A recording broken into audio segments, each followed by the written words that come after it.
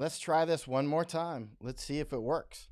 Maybe I got the photo. Maybe I've got the picture working this time. Please let me know if you see it working, and maybe this will be a better experience. And I'll go through that one more time.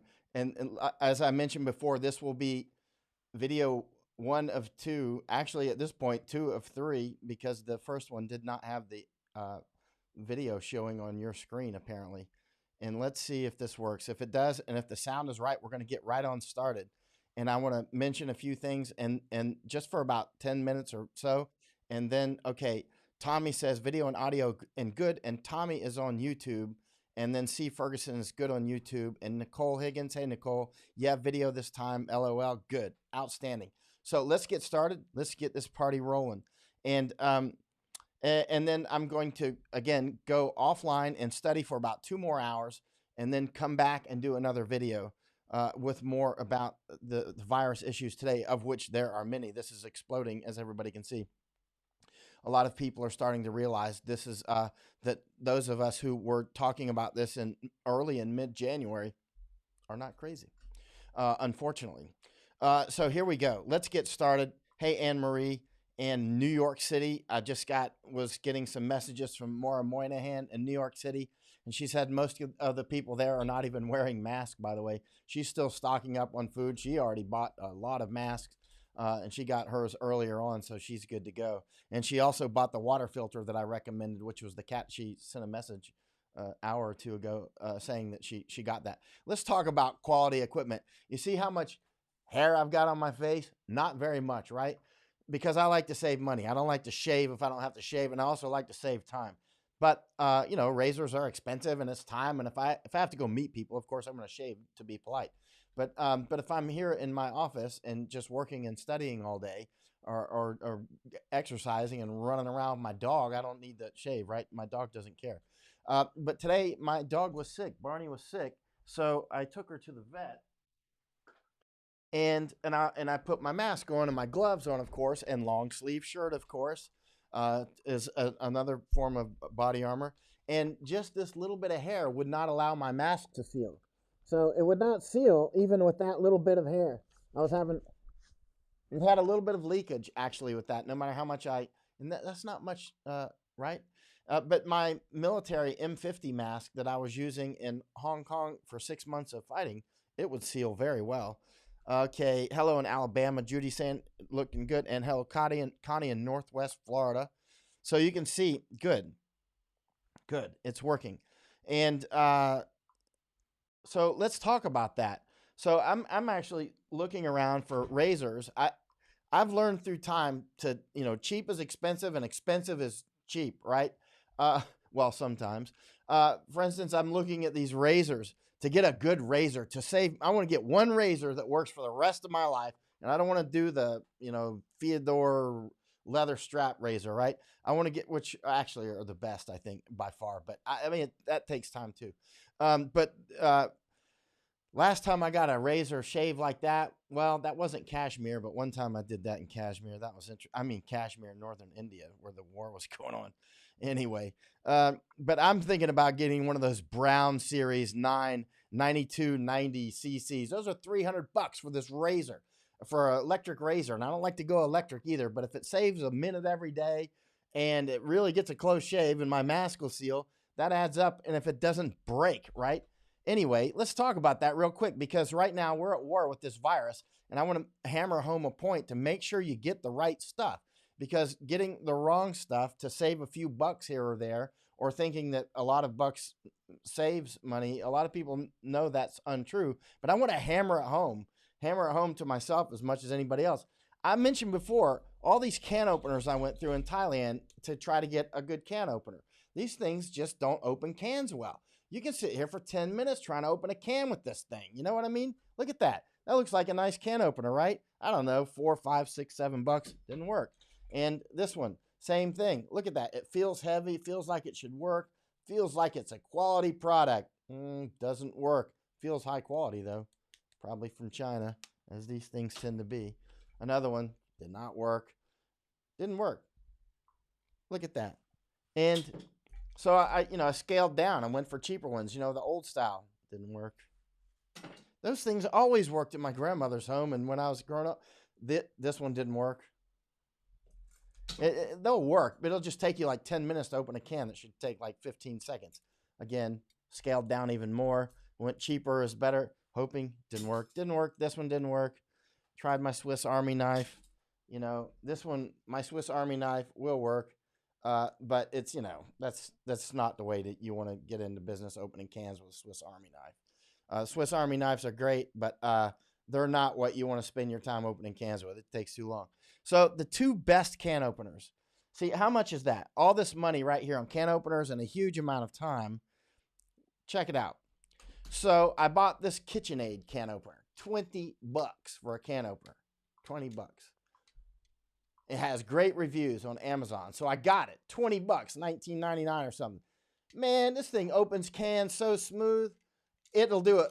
All the different size cans. I mean, I want to open all the cans in my pantry just because it opens cans so smooth. And I got through that bad experience with it. You know what I mean? It's like after you've had a bad can opener experience that goes on and on and on, like Jason, the horror movie can opener. This one will just like any can. It's just so smooth. I can do it like this. I can do it, and it'll do it both directions. Y'all know you shouldn't do it the other direction, but whatever. And that one, $20, but it works, and it works like super smooth and super easy. And the other one, the cheapest one of all, is the second best, or maybe the first best. Arguably the first best, because I can carry it around. It's my old Army. It's not the one I used to use in the Army, but it's the Army P-38, or the Marines use them too, right? And I guess the Navy guys don't need them because they're on, and the Air Force guys don't need them. They have electric can openers, and somebody opens their cans for them. But Army guys and the Marine guys, see, we have to open our own cans, and this will fit on your dog tags. It's like 50 cents, man. This bad boy opens cans better than all those other ones except for the KitchenAid. And it's pretty close to the KitchenAid, but it's just a little bit slower, not much, super high quality, and it fits on your dog tag. You can't wear the KitchenAid on your dog tag because it's a little bit too big. But this one, so it's the cheapest one, is the second best or the first best because you can wear this on your dog tag. You can keep these all over your house. You can keep these in the trunk of your car. It's like no big. And and there's always the joke in the military that the guy got a Medal of Honor for killing 57 Germans with a P-38 in a hill. So right, quality stuff, man, makes a huge difference. I'm gonna go offline soon. I want to mention one other thing. People keep sending me these links about this UV zappers with the lights that go around, and they're curious how they work. That stuff's been out for a long time. And in fact, I use one right here. I mean, I got a new one that should be in tomorrow because this one stopped working, speaking of quality. But Canadyne has agreed to send me another one free. They're sending me one free. And this one uses UV as well, right? Remember, there's different types of ultraviolet, which confuse people sometimes. And luckily, I grew up fixated on physics since I was a little kid. And so a lot of the things that they talk about are kind of second nature to me. And so, for instance, the different UV ranges, like the range that, UVA, UVB, UVC, ultra UV, all this stuff. But the one, this one works, a lot of, there's one particular range, 254 nanometers, right? That's this range. Actually, I think it's 253.7, I think is the ideal for smacking viruses and bacteria. So basically, you just flick this switch. I don't have the battery in it because this one's broken. I got a new one. It should be here tomorrow. And you can just stir it in your water for like 30 seconds, or if it's a liter, like 1 minute. And the UV comes out of here at 253.7 nanometers and just smokes it, deactivates all those bacteria and viruses. And it doesn't purify the water, but it deactivates all those bad boys and it cracks them. So one of the things, those UV lights that people have been saying that China bought all those things up, the robots that go around the hospitals, they work. There's no question about it. But it's not like we can drag one of those around. Now, there's different spectrums of UV. You can look it up. It's better to study offline on your own, but I'll give it in a nutshell. There's the UVC, which is the high altitude stuff that almost doesn't make it to Earth because the ozone stops it, right? We've all heard the ozone scares, which is not necessarily untrue. That lets the UVC go through, and it's very damaging for us because the UVC, the shorter wavelengths are, what is that, between 10 nanometers and 200 or something, right? I don't remember. Anyway, I think UV, these are kind of subjective ranges, but UVA is something like, I've forgotten. It's like 310 to 400 nanometers and something like that. And anyway, and then the mid range is between about 200 and 310 or so. I don't remember. But anyway, but they're on that scale, like from 10 to 400, right? Nanometers. And especially more like 100 to 400 is where we normally talk about. But that shorter wavelength, that, like, 100 nanometers or whatever, that UVC that's away, that gets stopped by the high altitude, that range will really smoke life. And we don't have a lot of defense against that. The viruses and the bacteria don't either, because it just doesn't get to Earth because the ozone stops it, right? And so, but this at 253.7 nanometers, which I think they always round it off. I think it's 253.7, but you'll look at them in their literature. Because I look these, when I buy stuff like this, I actually read about it. I read like exactly how does this bad boy work, because that could be important for me at the moment of truth when I really need it the most. I need to know exactly how this bad boy works. And it works on, UV at 254, they say, and I think it's 253.7 as I did more research. And not that it matters. And it just deactivates, it just smokes their DNA, right? And so now, what am I getting to? Today, when I took my dog Barney to the veterinarian because she's sick, she's got the cone on her head. So she's right here. She makes noise. She's got the cone on. She hasn't quite learned how to walk with it. And you can hear her. And so I said her name, so she kind of looked up and woke up. But I go out and take sun baths, right? Sun is very good. It gets vitamin D going and makes your mood go and everything else. But also the UV that's getting to us is, it's the more the 200 to 400 wavelength arena. But especially higher than that, or longer wavelength a little. But I mean, like more, just look it up. The more 300 to 400 range, whatever. We can talk about this later. But the point is I go out and I wear these long sleeves as part of my body armor, right? Because if somebody is talking and they spit on me, it doesn't get on my skin. And we know that when this virus dries out, it deactivates it. So just keeping that little barrier, I don't have science to prove this, but we're at war. You know what I mean? Like when you're at war, you don't always go and get your little sheet metal scientifically, tested. You just like put it up and hope it stops bullets, right? But so what I do is, one of the things I do, like when I should have a box arrive tomorrow, when the delivery man brings it, I'll just sit it in the sun for like 20, 30 minutes, and I'll turn it over and set it in the sun, let it dry out, and let whatever UV is going to crack on it, right? And hopefully it'll be sunny tomorrow. If not, I'll let it stay. I'll hit it with a hair dryer. Not that I need one, but I mean, I'm just not going to, I'm going to dry it out. If the sun is out, I'm just going to set it in the sun. But actually, a lot of the UV makes it through the clouds anyway. But anyway, bottom line is study up on the UV, because we can use it to our benefit when it comes to fighting this virus. Like for instance, cleaning these little white masks. People keep talking about don't wear the mask because they're not good. They are good. Some of these medical experts that are confusing things, that are going in direct contradiction with actual studies, like from Lancet and the CDC itself, that masks do work. But then they'll say, well, you won't. People will rewear the same mask and won't clean it, and therefore it'll build up gunk. And it's like, well, sit it in the sun, man. It's like they talk down to us as if we're too dumb to realize you should not use toilet paper twice, right?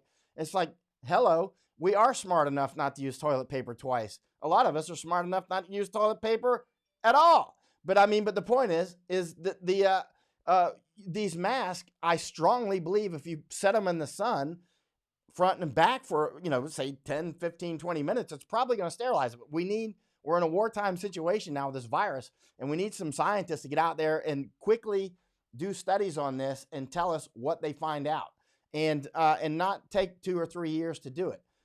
Take a week and go out there and study this bad boy and tell us what you're finding. We don't have time for meta studies. We got a mask shortage.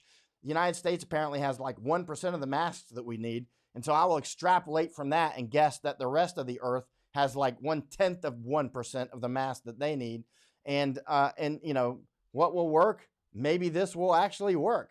Maybe this will actually keep you from coughing on somebody, right? With a rubber band Maybe this will keep you from, when we're talking, spitting on people. What, when you spit, is it going to fly out of there? Those projectile spit that I can see in the light when I'm talking on camera. All right, let's see. I'm going to answer a couple questions, and I'm going to go off, study for a couple more hours. And Jimbo is saying, it's freezing, the picture missing the main content. Lovely. Cecilia Thompson, does pill form of vitamin D counts for us, or I don't see as much? I'm not a medical doctor or a scientist, so I'm not going to give advice on that. I will say that scientists like 100 years ago were saying that sunlight was good for various diseases. And they were saying specifically like vitamin D. They were saying that like 100 years ago. These are things that we seem to have forgot. All right. Lois says, oh my God, Michael, no toilet. I was in the Army. I've learned how, listen, why do you need toilet paper? Use like a Japanese toilet, use like water and stuff like that. Water is much better. And then clean, wash hands. I wash hands like crazy. I don't use all that. You know how much of that sterilizer that I bought due to this situation? 0. I bought 0 hand sanitizer. I'm not going to buy any. People are fighting over that. Did you see those articles today? Like you can go to jail or whatever for 7 years in Australia for people like smuggling hand sanitizer. That's what it's come to. I don't need sanitizer. I use soap. I use soap and water. And I wash the way the doctors and nurses tell us to wash, between your fingers, backs of your hands, wash your thumbs, wash your other thumb, wash your wrist. Listen to how they tell us to clean our hands. I put the videos up, in 20 seconds. I do more than that. Sing happy birthday a couple times. I wash my hands so much. And another thing I do is I go out, like today, after I left the veterinary office, have my mask on, have my latex gloves on, have my long sleeve on, not this one. I'm wearing this one. This one does not leave my house. This one stays right here. I put it on when I come to talk. Come to talk on camera now. It doesn't even leave, right? So it's always clean. When we finish talking, I'll take it off and hang it up. And but the one that I wore to the veterinary office, all that clothes, sat it out in the sun, and then it's going to be washed tomorrow in the laundry. But I got home, took it off, sat it in the sun, everything. But as soon as I left the veterinary office, I went out and went around in the sun to let myself, if anybody all the veterinarians and all that were wearing, the mask and everything. But, if I touched anything, I had my gloves on. But I went out there and I turned around in the sun, took time, and, just to let myself dry out just a little bit more. I don't know if scientifically that works, but you know what? I would strongly bet that it does, actually. And we need scientists to look into that. And so, sorry, that's my dog, Barney. She's got the cone on her head, and she doesn't know how to walk with it. So, Viv Milner, totally agree with you. Tina, I live, in your comments going up, but you're responding to, okay.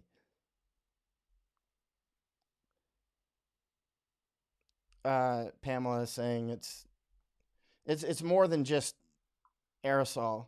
And okay, hold on. Be careful with the airborne thing. There's different. This is a continuum, like the UV continuum. So when medical experts say so and so is airborne, we need to actually stop and say specifically what do you mean? Because airborne can be used to mean different things by different people. Airborne, like I've got this light on when I'm talking right now, right? So every once in a while I see spit because the light's quite bright. I'll see, that's airborne, but it's going straight to the floor, right? And so that is particulate.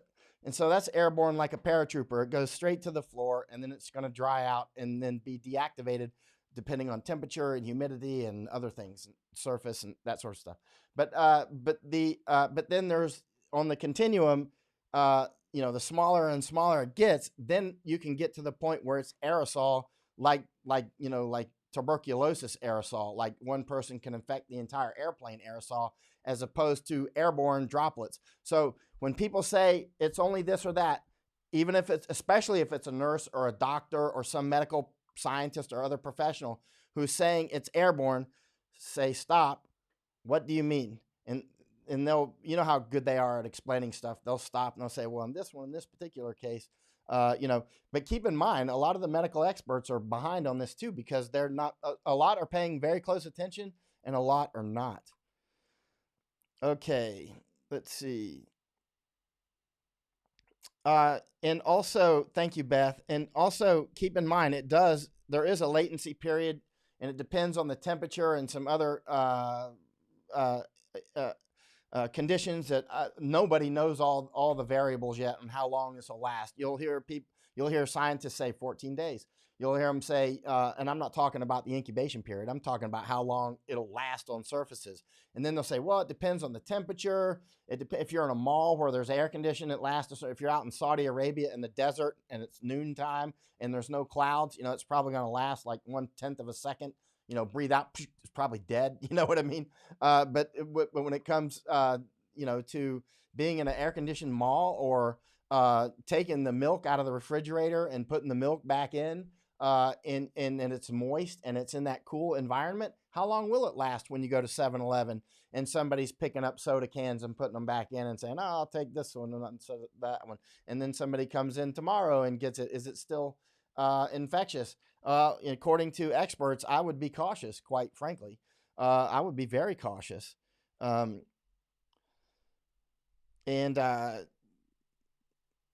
Okay, Mark and Kathy House says, Michael, spell your last name so I can look up on YouTube.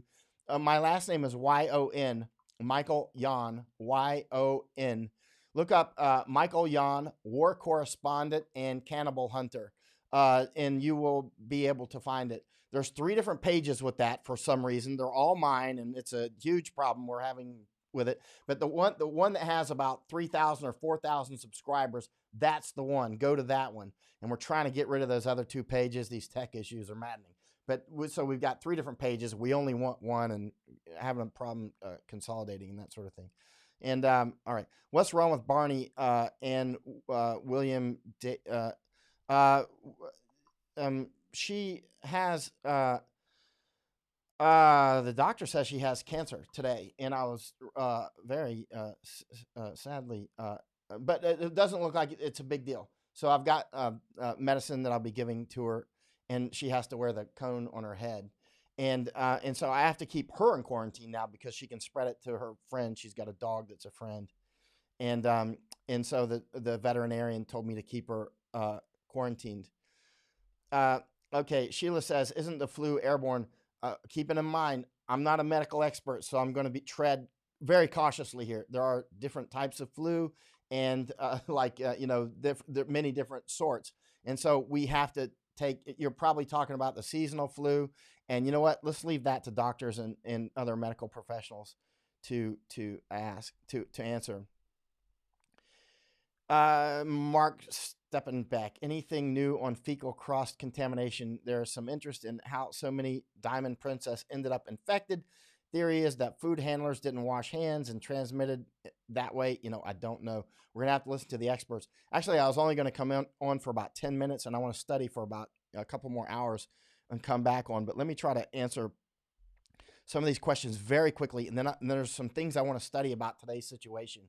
Before I say anything, but I'm watching very closely. This is all I do 7 days a week, is watch this issue because it is very serious. What Beth is saying, what water purifiers do I use? I use the Katadyn pocket filter. Oh, it's right here. I've had this bad boy since at least 2002. This is what I used when I was cannibal hunting. Yeah, I went cannibal. I'm a great cannibal hunter if you ever want to go. But actually, there's been people that have offered me money, a lot of money, to take them cannibal hunting. I'm like, no. It was really dangerous. They're like, you can take me safely, and I'm like, actually, I'm lucky to have survived. But yeah, this is the water filter I use. It's a Katadyn water filter, and I used this in Iraq war for a couple of years. Actually, a lot of times we had bottled water, but there was other times when I was out in places like up in Kurdish region or out with Yazidi people, or I was staying away, not with the army or Marines or whatever, and I would be out alone. So I would use this bad boy, and sometimes I would use it when I was with the military as well. And then I used it in Afghanistan for a couple of years because of my 2 years in Afghanistan.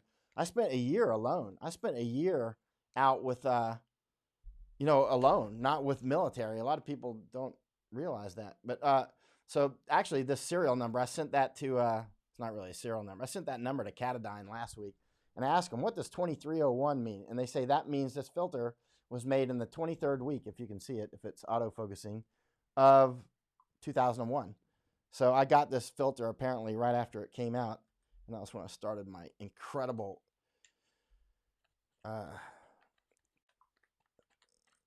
cannibal hunting. Wow, that was unbelievable. Now, this bad boy will not filter out viruses. Now, for instance, in North America, we don't have many viruses in the water. And a lot of the places I'm at, there's not many viruses. If I'm up in the Himalaya, way up there, you know what I mean? It's not, or way up, it's glacial water and that sort of stuff. But now, if you have an issue, for instance, Hurricane Katrina, and which you saw what Katrina did, completely just wiped out New Orleans. It's never recovered, actually. And you see, look at the photos of Katrina or videos, or if you were there, I'm glad that you're still alive if you're watching this. But you see the water was everywhere. So that means all the sewage water, all the fecal matter, everything was in that water. And that's where you need a bad boy like this to get everything out that you can get out. And then after you put after you put it through this bad boy, normally you don't need to hit it with UV after that, because normally if you're like in the Appalachians or Rocky Mountains or somewhere else, you don't actually need to hit it with UV. You know what I mean? But because we don't naturally have a lot of those pathogens, and this is going to get almost everything out anyway. But if I were in a situation like Haiti or a big earthquake and there's just terrible water conditions, or Katrina, I'm going to hit it with this, and then I'm going to hit it with this. And so I'm going to hit with both. I'm first going to hit it with this, but that's a rare situation. In other situations, I use this UV filter, or not filter, but UV. It's not a purifier. It's a antimicrobial, right? I'll use that, and it's got these two sensors right here. See, once you press this button, these two sensors will complete a circuit when you stick it in the water. So you stick this bad boy in the water and you stir it, and the water hits these two sensors on each side. See those metal sensors? And then it turns the UV light on. And so, but like if I'm at a place and I think the water's clear, but I'm not sure. Let's say you're in Mexico and the water looks pretty clear and you don't have your Catadine with you. Take this bad boy and stir it. Even bottled water, like bottled water that I buy in some countries, I will use this on. It's already filtered, but I'll use this even on bottled water.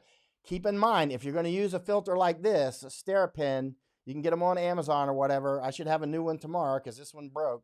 If you're going to use something like this, make sure you read up on it and really how it works. Different water bottles will have different effects. Like if it's these short Nalgene water bottles, that's really, I think, the best, because if you look at how big this is compared to the height of that, you're getting down deep in there. But if you got these really long water bottles, the type I'm talking about, those really long, like 1 liter, it'll still work on those. But, a lot of the water is down at the bottom of that water bottle, right? And so this is way up here, and you can't reach down in there. I like the shorter, wide mouth water bottles. And because this bad boy can get in there and stir a little better. That's what I like, and that's what I use, and that's what I would recommend using. And why do I? Because before I do something like that, I research like crazy. And everybody that knows me much knows that I can be like Rain Man when it comes to making sure I don't get a waterborne disease, because I hate waterborne diseases. And you know what? I don't get them. I've seen other people get them a lot, but not me. And another thing that you can do if you don't have any filter or anything like a pure, like a antimicrobial, like any pills or whatever, you can take those plastic water bottles, the clear ones, strip off any of the plastic that's on like a water bottle, and just sit that bad boy in the sun filled with water and orient it, the proper angle so that it gets the most sun, and just leave it out for a day. If it gets a day of sunlight, the amount of UV that comes through, I mean, unless you're up in Norway, up by, or, near the North Pole, you're not going to get as much sunlight. But if you're down like where I'm at in Thailand or Florida or, Hawaii, you know what I mean? You would have to, if I were up further north, I would want to keep it in the sun longer. I'm just guessing. That's not based on any science. That's based on me reading basically container loads full of physics books since I was like 8 or 9 years old. So and I'm not a physicist. I'm just saying. All right. Tina says, I cough and sneeze inside my shirt. Just pull the neck out and keep myself. Yeah. Or a lot of people will use the elbow. A lot of doctors will say, worst case scenario, you don't have anything to do, hit your elbow. And that's another reason, wear long sleeve shirts, in addition to looking cooler. But I mean, this is, I'm strongly believe this is a barrier against this virus, because when people spit, we're not looking, we know there's no 100%, like when we wear this expensive body armor and combat and stuff, sometimes bullets go through helmets, right? Sometimes they go through the body armor, you know what I mean? But generally speaking, it's much better to wear body armor when you get shot than not. And it doesn't do much good to put the body armor on after you get shot. So you need to I wear long sleeve shirts. I wear a good mask. I wear my, I showed it earlier, wherever it's gone now.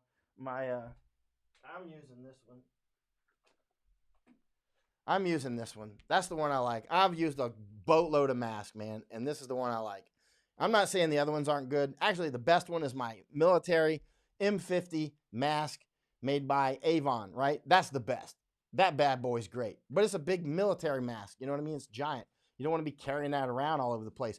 But if this gets really, really bad, I'm putting my military mask on.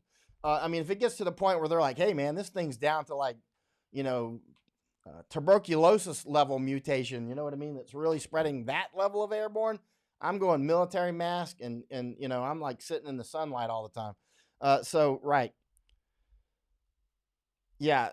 Ewan is right. You can count on Ewan's comments. Every comment he ever puts up is always accurate. Whether it's complex stuff or just simple, like which filter I recommended. Nicola Higgins, poor Barney. She's doing fine. She's sitting here sleeping now. But if I say her name, she might wake up. But she didn't just wake up. Barney's my dog.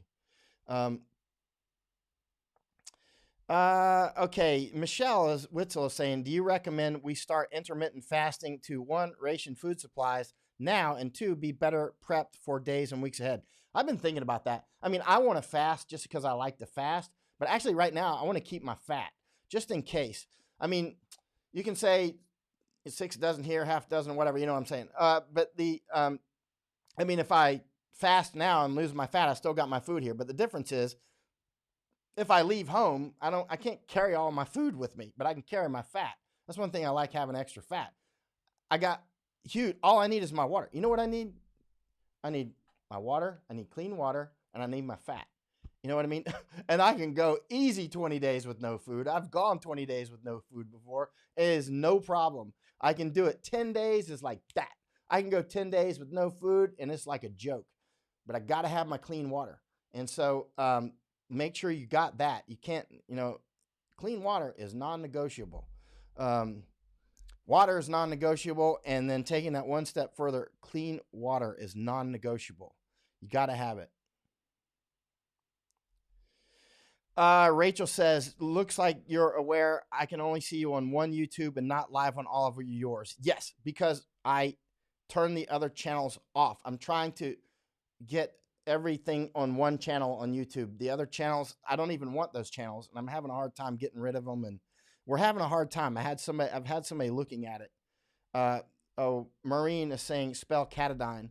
It's with here, I'll put this whole, I don't know if you can read it, but there it is. Wait, let me get the light right. There you go. Wait, it's not autofocusing. Katadyn, Catadine. Katadyn, Catadine. It's a Swiss company. You can get them on Amazon. I think they're sold out, actually, probably because I keep telling people to get but every time there's a hurricane or a typhoon or an earthquake, I'm saying get Catadines, because this adds up. A lot of people, I don't get any money off this, obviously, because I'm not putting links up or anything. Although Catadine is sending me a free replacement on this, but not for, they're just sending it. But and I told them, hey, I put this stuff on my Facebook, and I'm going to be actually putting it up that this one didn't work. I mean, it did work for a long time, some years, and then it just, I was testing it recently because of this and not working. So anyway, I should have another one tomorrow. But Katadyn, and this size will be good for a small family. I mean, they say this is good for 1 to 3 people, but if you got some kids, it's good for a lot of people because you can make the kids do it all day long and just tell them it's fun, right? And then they'll catch on sooner or later and realize it's only fun for like 10 minutes. And then they're like my grandmother and me snapping peas when I was a kid, that's fun for a while until your fingers start to hurt. Anybody that's ever snapped like bushels and bushels of peas, you know what I'm talking about.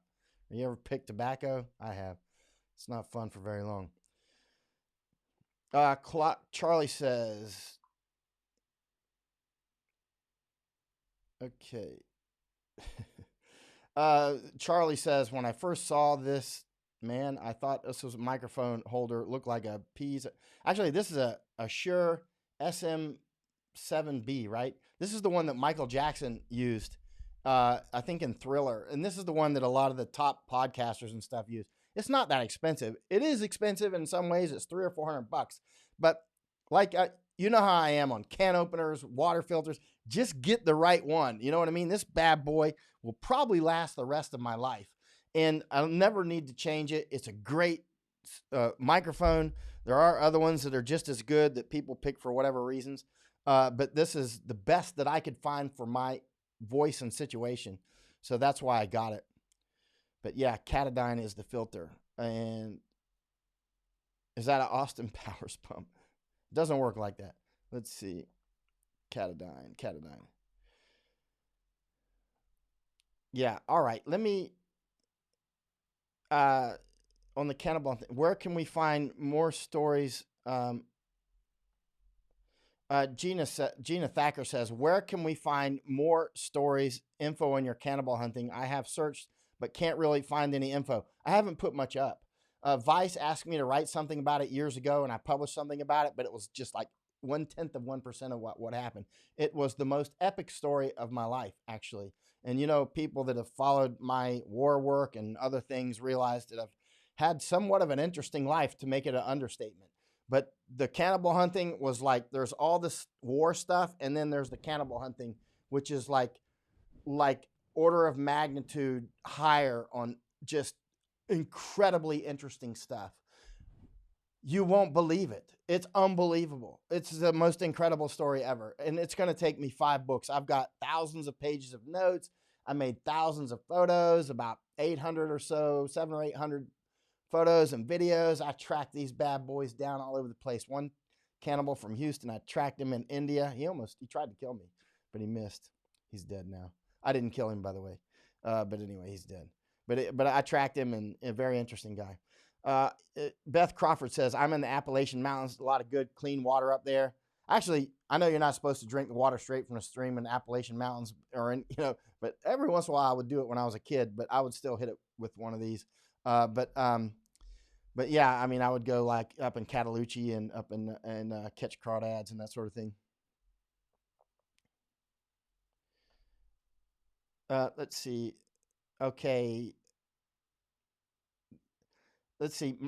Here's a question, Mike, not to change the subject, but do you have enough knowledge to address at some later date the topic of Libya and Haftar and what the hell is going on? And the answer is no. No, I don't. I did not go to Libya. I did not go there during the problems. I've never been to Libya, and I haven't studied it sufficiently. I haven't studied it sufficiently enough to know. Alan says, take a drink every time Michael says bad boy. Do I say that often? Let's see.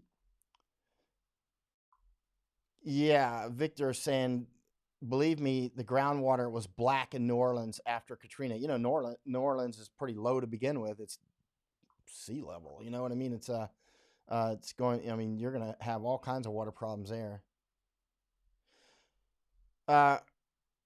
Ewan Kitmoon says, I'd suggest intermittent fasting now to gain experience in going without food while I'm still relatively comfortable. Actually, that's a smart idea. if you've never done it before, this would be a good time while you still have plenty of good supplies. So that, because if we get to the point where we need food because we can't get food, we're probably in a much larger ecosystem of stress than just it's time to go fasting for autophagy or something, right? We're probably in a pretty serious situation. So it would be good to, like, I've gone without food many, many times. And I'm not talking about just Green Beret training or that sort of survival school or whatever. I'm talking about just like, oh, so many times. But like cannibal hunting, sometimes I would have to go without food. Not usually like 2 or 3 days, but certainly missing entire days when I'm out in the jungle and that sort of stuff, or hiding out waiting for them, and midnight and raining and all that crap. And, or I don't want to be seen. Like, I'm just out there hungry. You know what I mean? But now, and sometimes I'll do it now just to get into autophagy and other reasons. But now, like, for me to go 5 or 10 days with no food, that's like other people skipping breakfast. That is absolutely nothing to me. 10 days with no food, that is a joke. And I won't even notice it. And you can do that too. If you've never gone 24 hours without food, do that one time. And then, and you'll be like, hey, that wasn't hard at all. I'll give you an idea on how to do it to make it easy. Eat a nice meal, your last meal of the day. Let's say dinner, arguably. Let's say you finish at 7 o'clock, right? Eat what you want to eat. And then don't midnight snack. And I like the midnight snack too, but don't do it. Drink all the water you want to drink. Don't drink any coffee and stuff at night if you're trying to sleep, of course, unless you're one of those people that coffee puts you to sleep. And then in the morning, most people are not hungry in the morning. So just go ahead and skip breakfast, which we were warned not to do for all of our childhood in America. And then if you start to get hungry during lunch, just remember that hunger goes like this. It doesn't usually go like vertical exponential function hunger. You know what I mean? It goes like that. And so if you just get through any peaks, you'll be fine. But if you have any trouble at all at lunch on eating, just talk with people. And when you're talking, it'll take your mind off of food. And then before you know it, it'll be like, I'm not even hungry anymore. And then let's say if you finish dinner the day before at 7, just go ahead and at 7, then have a dinner. And then, you know what I mean? And now you've actually gone your first time with 24 hours without food, and you'll have found it's pretty easy, actually. And then your confidence goes up. Now you're like, I thought I couldn't go without breakfast, lunch, and dinner. But actually, you had dinner the day before, and you'll have dinner now. You just do it after 24 hours, just for that confidence builder that you went a full 24, right? And then the next time you get ready, then say, next time I'm going to go 30 hours. And you're going to see, oh, that wasn't bad. And you know how to do this. And then the next thing you know, you're 48. And actually you'll find it's not really tough actually, but the first 3 to 4 days is when some people can have some turbulence, but a lot of it's just psychological. Like, it's time to eat. Everybody's eating, so I should be eating now. It's just a habit. Unless you're really super low body fat or you got like type 1 diabetes. But most people can go without food, no problem, if you've got any fat on you. And if you don't have, certain very specific preconditions. And I wouldn't do it if you're a kid while you're still growing, of course. But if you're, and I wouldn't do it if you're like in your 80s or something either, unless, I'm just saying off the top of my head. I don't scientifically know that to be true. But yeah, you'll find that it's actually not that hard. And after you get through about 4 days with no food, it just gets easier and easier and easier. Now, each time I've hit 15 days, the 15th day I've had some turbulence on the 15th day for some reason. And then on times that I've went further, like 18 and 20 days, then after that 15th day, I'm good to go again. But I've never gone like full 40 days or something. I want to try that sometime, but I don't want to try it just right now.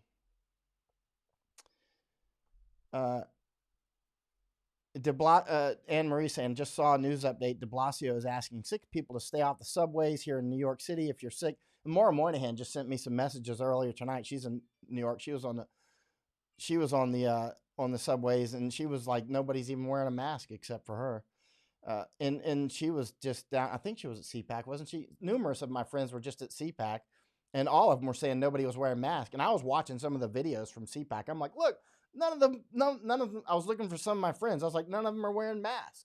And actually, I saw some of my friends. I saw Gordon Chong doing an interview with Simone Gao. I don't know Simone, but I communicate with her, but I've never met her or anything. But and now at least one person at CPAC apparently has tested positive with the virus. Um, Mark is saying, excellent point with catadine and UV light. Filtration is great for third world, but the fact that there are not many viruses in surface water, always worried about this when we are sending these filters out to rough areas of the world. That's why I got the best, man. I don't mess around. We're talking water. Water is something you need every day, and water is something that kills people. Like, by the time we've been talking right now, I don't know. It's possible that 1,000 people have died from waterborne illnesses just in the time of this podcast that was supposed to be 10 minutes, and now it's like 4 hours. How long have we been on? So it's not that long. Maybe how long we've been on? Maybe 30 minutes or so. And but yeah, water, it is non-negotiable, and people just dying all over the place. And remember, when the electricity goes out, if this virus goes really that bad and we have other problems, infrastructure often shuts off during serious epidemics and pandemics. We don't generally see that in the United States and in the West and in places like Thailand, because the epidemics and pandemics in recent times haven't been sufficiently bad. But this one looks like it will be at this point. That's the way it's looking at this time. This one at this time looks like, I'm going to guess that the United States will be relatively devastated by May. Insofar as, like, Stanford's already shut down. You know what I mean? Stanford. And, all these different places are, like, by the minute, places are shutting down right now in the United States. And across Europe, we've seen, 17 million or so, whatever, million people quarantined just in northern Italy. And we can't look at it as northern Italy. We look at this as Europe, as Asia, as the globe. It's a pandemic. The borders, nothing's stopping at these borders, as we know. It's too late. Containment's out of the question. Now we're down to mitigation. Now we're down to, if we get infected, hopefully we won't get infected with a whole lot of it that's at the same time, because it give our bodies more time to react to it. Not that I'm a specialist. I just read what they say a lot. But yeah, the filtration is huge. Cynthia Wood is saying, my brother flew his family to New York City on Saturday for vacation, really worried about them. They should really stock up on water. No joke. If you're in a place like New York City, and also look at getting like a compost toilet. One thing that'll work as a toilet as well, if you in a bind, and let's say you're in a city and right now you want to have a improvised compost toilet, you just get like a bucket and trash bags and go buy some cat litter. Something I learned in the Army. And just use like cat litter, right? And there's better ways to do it, of course. If you get a real compost toilet, maybe get them on Amazon probably, and add sorghum or whatever they put in those compost toilets that are because people are learning how to do it better and better as more and more millions of people use these bad boys. But in the Army, we would just use, like, if you're living in an apartment, you can't use a shovel or an entrenching tool to dig yourself a hole and into your neighbors below and go into your, through your floor. It's not going to work out too well. But if you get one of these big buckets and you can get a noodle, those noodles that the kids swim on in the pools, you take a noodle and you cut the noodle, and so that you can lay it over the lip of the big bucket. Those big buckets are like 10 gallons or something. You get one of those big buckets and you put the noodle around there, and and that makes a little improvised toilet seat, and you can put cat litter in there or whatever, and it's very effective, and it's super cheap, and then in case your water goes out, then you won't have a problem. And as you know, in some places, if the water goes out, you can still flush your toilet if you have your own water, right? Which I've got so much water, I could flush my own toilets for a long time. But at the same time, sometimes then you can't flush because the system doesn't work anymore.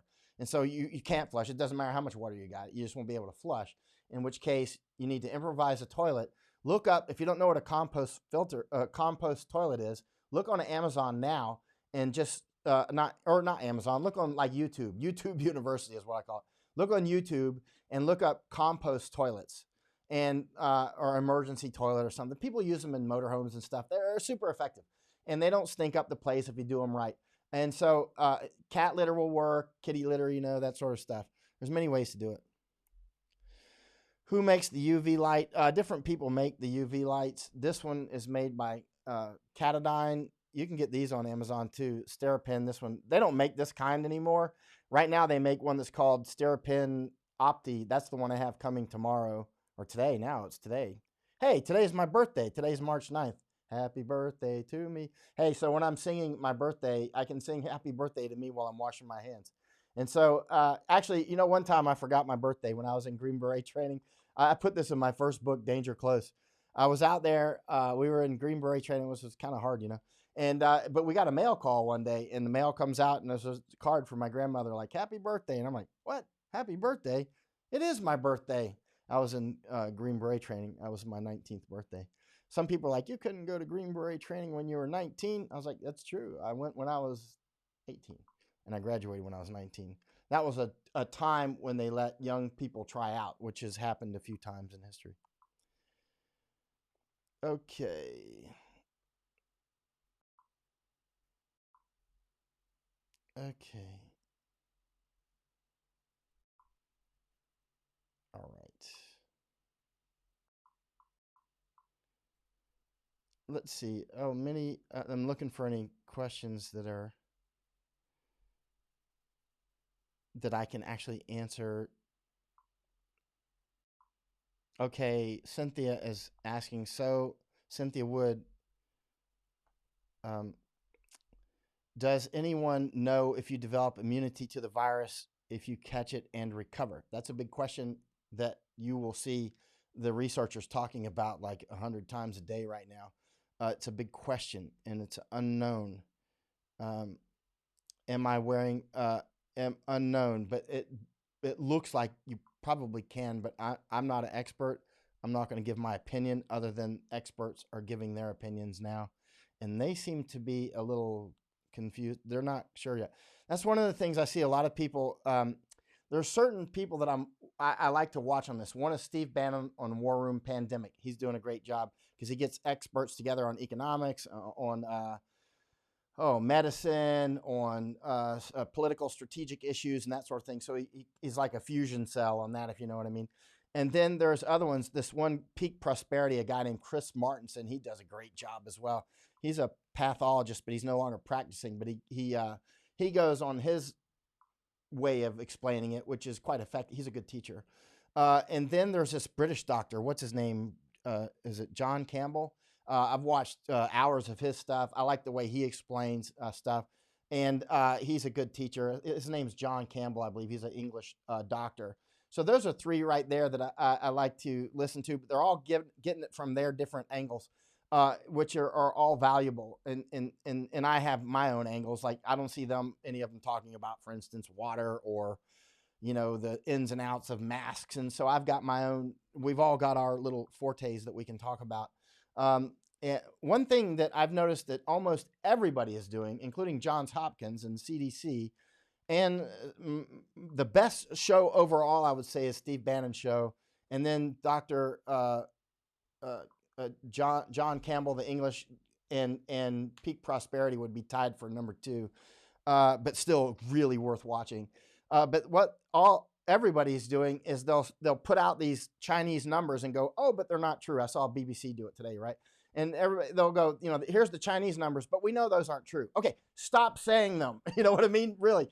And we see a lot of people trying to figure out what the case for fatality rate is. Like, here we go with Italy. Here we go with Iran. We don't trust Iran. Here we are with China. We don't trust China. But we're not really sure what Italy is on what they mean by intensive care. We don't know. Okay, stop. We're talking too much. We're trying to get calculations out of numbers that don't exist yet. We're trying to we're in a state of right now which gather as much information as possible, of which CDC has utterly failed on test kits in the United States. They say they're shipping out, 4 million or so now. How long will it take to distribute those and use those and get the results back in and crunch those numbers? 3 weeks? I don't know. But 3 weeks with something that looks like it's probably doubling every 4 days is kind of what it's starting to look like now. That's a universe of time. That is epic amount of time. 3 weeks is like, a lot of people don't understand exponential functions. And that's something that I see some people on Steve Bannon's show saying. I see Chris Martenson on, because he talks about economics a lot. So when you talk about exponential functions, which is something I grew up just studying physics and chemistry and stuff. So exponential functions to me are like, maybe that's why back in January, people like us are instantly like, oh, this is a big deal because we understand exponential functions. And I mean, I understand how exponential functions work quite well, right? And so, but a lot of people don't, and because people tend to think linearly, right? But there's a lot of things that work on exponential functions, whether it's money with interest, whether it's radioactive decay or virus replication or bacteria, whatever. There's a lot of functions in the world that use exponential, that are described by exponential equations, right? And those are something that are, if you don't know how exponential functions work, you need to like stop everything you're doing. And just in like a 10-minute video, you can learn a lot. You know what I mean? Like you can like triple your education on how this virus is working just by like a 5 or 10-minute video on exponential functions. That, I swear, I shouldn't swear. I grew up in the South. That's like cursing, right? But I promise, if you don't know anything about exponential functions, if you get like Chris Martenson, he's got some videos on exponential functions on peak prosperity. Go to him and just spend 5 minutes watching one of his videos and he'll explain exponential functions. And I promise you will know 3 times more about how this virus is going and why people like me and Steve Bannon. Steve Bannon's a money guy, right? He used to work for Goldman Sachs. He knows how exponential functions work. Chris Martenson's into economics and finance, and he was a pathologist. He knows how exponential functions work. Anybody that's been in the business world, MBAs, all this stuff, they're super familiar with exponential functions. But it seems like 98% of even educated countries don't quite grasp how this bad boy works. And if you're a journalist who studied journalism but not much math or science, this all sounds like voodoo maybe. But then you said people like me back in January going, uh-oh, this looks like it's got an R naught of over 1, like way over 1. And I mean, a lot of people like me, even though I'm not a virologist or any of those things, I have studied these things so long that it's obvious. Like you don't need to be a military general to see like people penetrating the wire and getting inside your defenses, and it's the same with this virus. And you need to understand exponential functions, and then you'll understand why people like Chris Martenson, Steve Bannon, the Dr. John Campbell, I believe, the English doctor, is more civilized than us Americans. I love the way he teaches. He's a good teacher. And then and me, and all these scientists and all this and virologists, they're like, no, you don't understand. This is an exponential function. It's like, seriously, by April or May, this can be like completely shut down the United States in large degree. And don't tell me President Trump doesn't understand exponential functions. That man's smart. I don't care what people say about him. A lot of people say he's stupid. He's actually quite brilliant. And he's a math dude. He has been in business all of his life, big business, dealing in many billions of dollars, right? He understands extremely well how exponential functions work.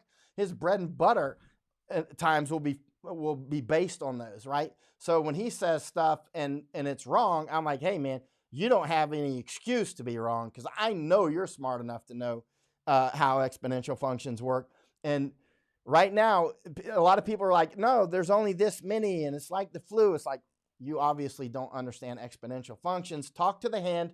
Go study exponential functions, 5 or 10 minutes, and your level of education on what's about to happen to America and Europe and what's just happened in Iran and China, and why Singapore and Taiwan and apparently possibly Hong Kong have been clamping down on it a lot. They have really, like Taiwan and Singapore, you remember the Singapore Prime Minister about a month ago or so? He's like, hey, this could be tough. This is what we're going to do right now. He parachuted behind enemy lines on this virus, and he got out in front of it. And they got kind of draconian straight up. And now Singapore seems to have it under control. Meanwhile, America's about to get slaughtered. And because we haven't gotten, despite, Trump going, we put these travel bans on? No, we didn't. We did limited from Hubei province and a few other things. And, I want to vote for President Trump on this next election, but there's a chance he won't be alive because he's out shaking hands with everybody. Him and Mike Pence, whom I like Mike Pence, there's a chance he won't be alive either because they're out going out to all these things, shaking hands with people, people coughing and sneezing all over the place. And, Mike Pence and President Trump are of the age that if they get this bad boy, there might not be any ECU, and there might not, the best medical care in the world might not save their life. And so another very serious issue that the United States, India, Thailand, and many countries face now is pharmaceuticals. Huge amount. United States doesn't even make penicillin anymore. There's a huge amount of our pharmaceuticals come from China, and China is basically, their economy has collapsed. We're probably almost certainly going to have pharmaceutical shortages coming up right when we need them the most. You get how all these things are starting to come together at once, all these curves, right? Pharmaceuticals, we're going to be short on medicine right when probably the time in American history that we need it most, even more than the Civil War. There's probably going to be more people die from this virus globally and in America than died from World War II. There's probably going to be more Americans that die of this virus than who died in the Civil War, right? And the Civil War was the most deadly war for Americans in American history, right? There's probably going to be, there were more Americans who died from the 1918 pandemic than from World War I or World War II. And so, there was a huge amount of Americans died from that pandemic. And remember, our population was lower back then. And so, and we are no more prepared now than they were then. Now, caution, comparing this to our last reference point of a massive pandemic that got way out of control, which was 1918. Of course, that's like fighting the last war, but that's the only reference point that's within enough living memory that it's at least kind of fresh. It happened in 1918. Most of us obviously weren't alive, and those who were like, 2 years old. And actually that disease killed huge numbers of people under 30. Like most of the people that died were under 30. Most of the people in the 1918 pandemic, there was 3 major waves of that. The second wave was the worst, as is often the case. But most of the people were born after 1889. So it was being born between 1889 and 1918 was a bad deal for you for the Spanish flu. So we'll see what happens with this one. Remember, the second wave is normally the worst, and there's various reasons for that. One is on the second wave, which we will hit. There's not going to be a vaccine in time.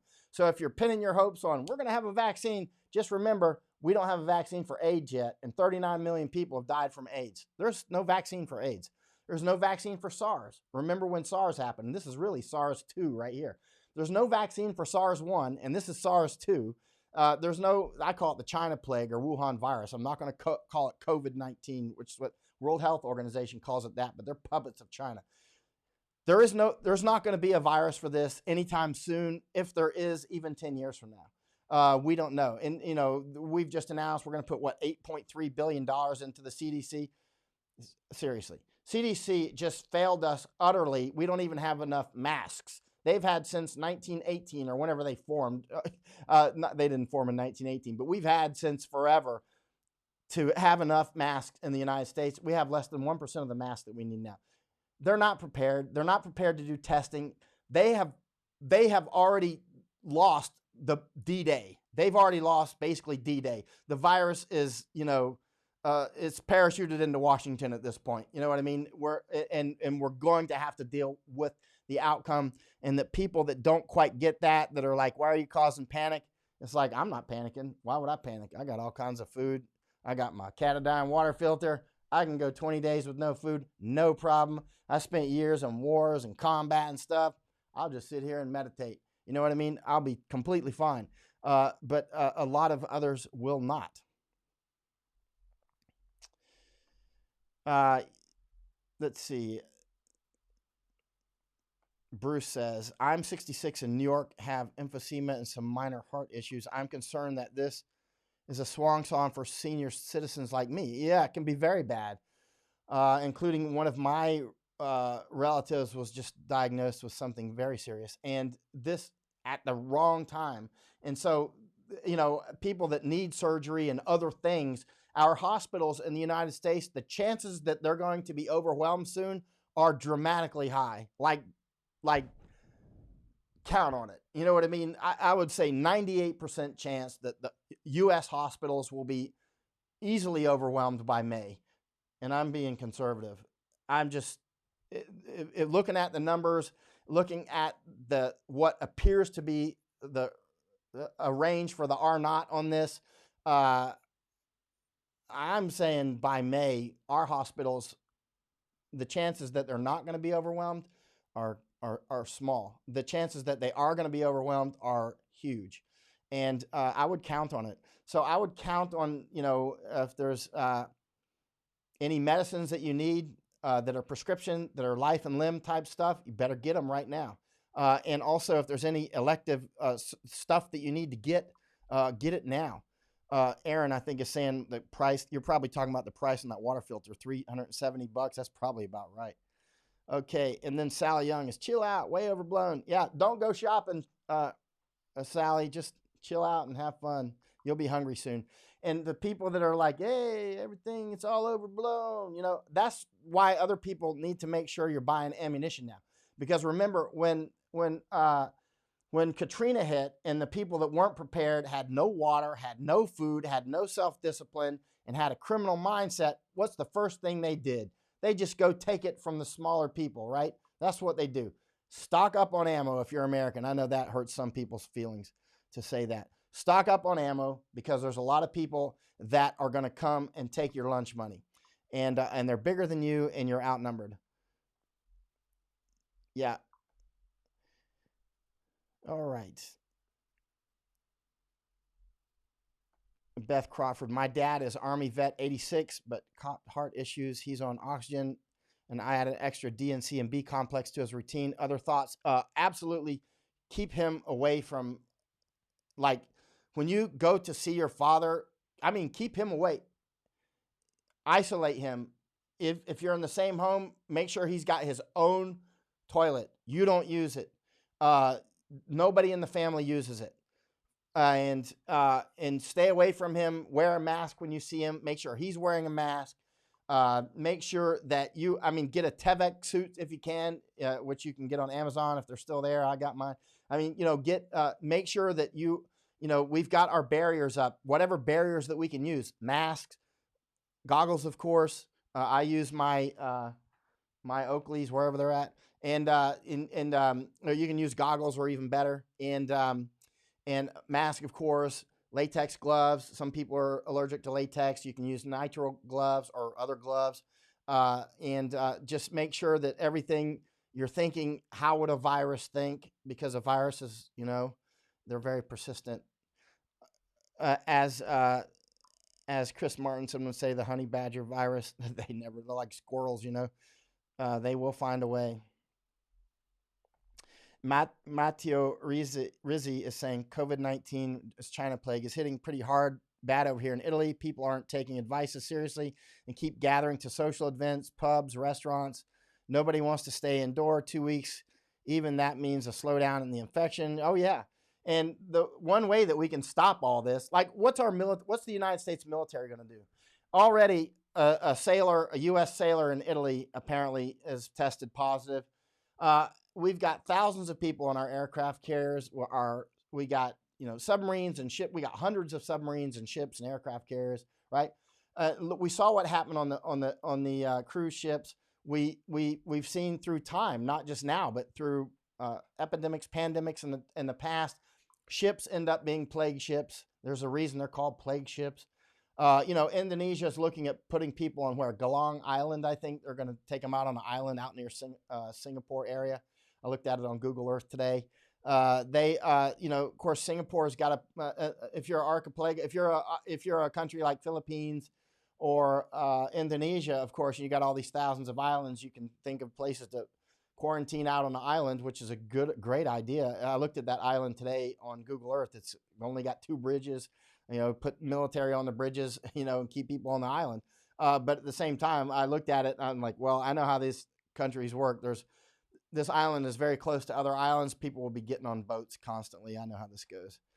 You'll have to have the Navy out there and being very serious about quarantining people.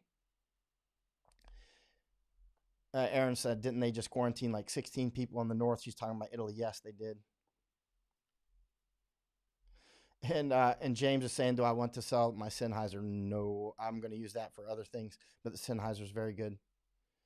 Bye, Dana Dean. You're probably gone already. No.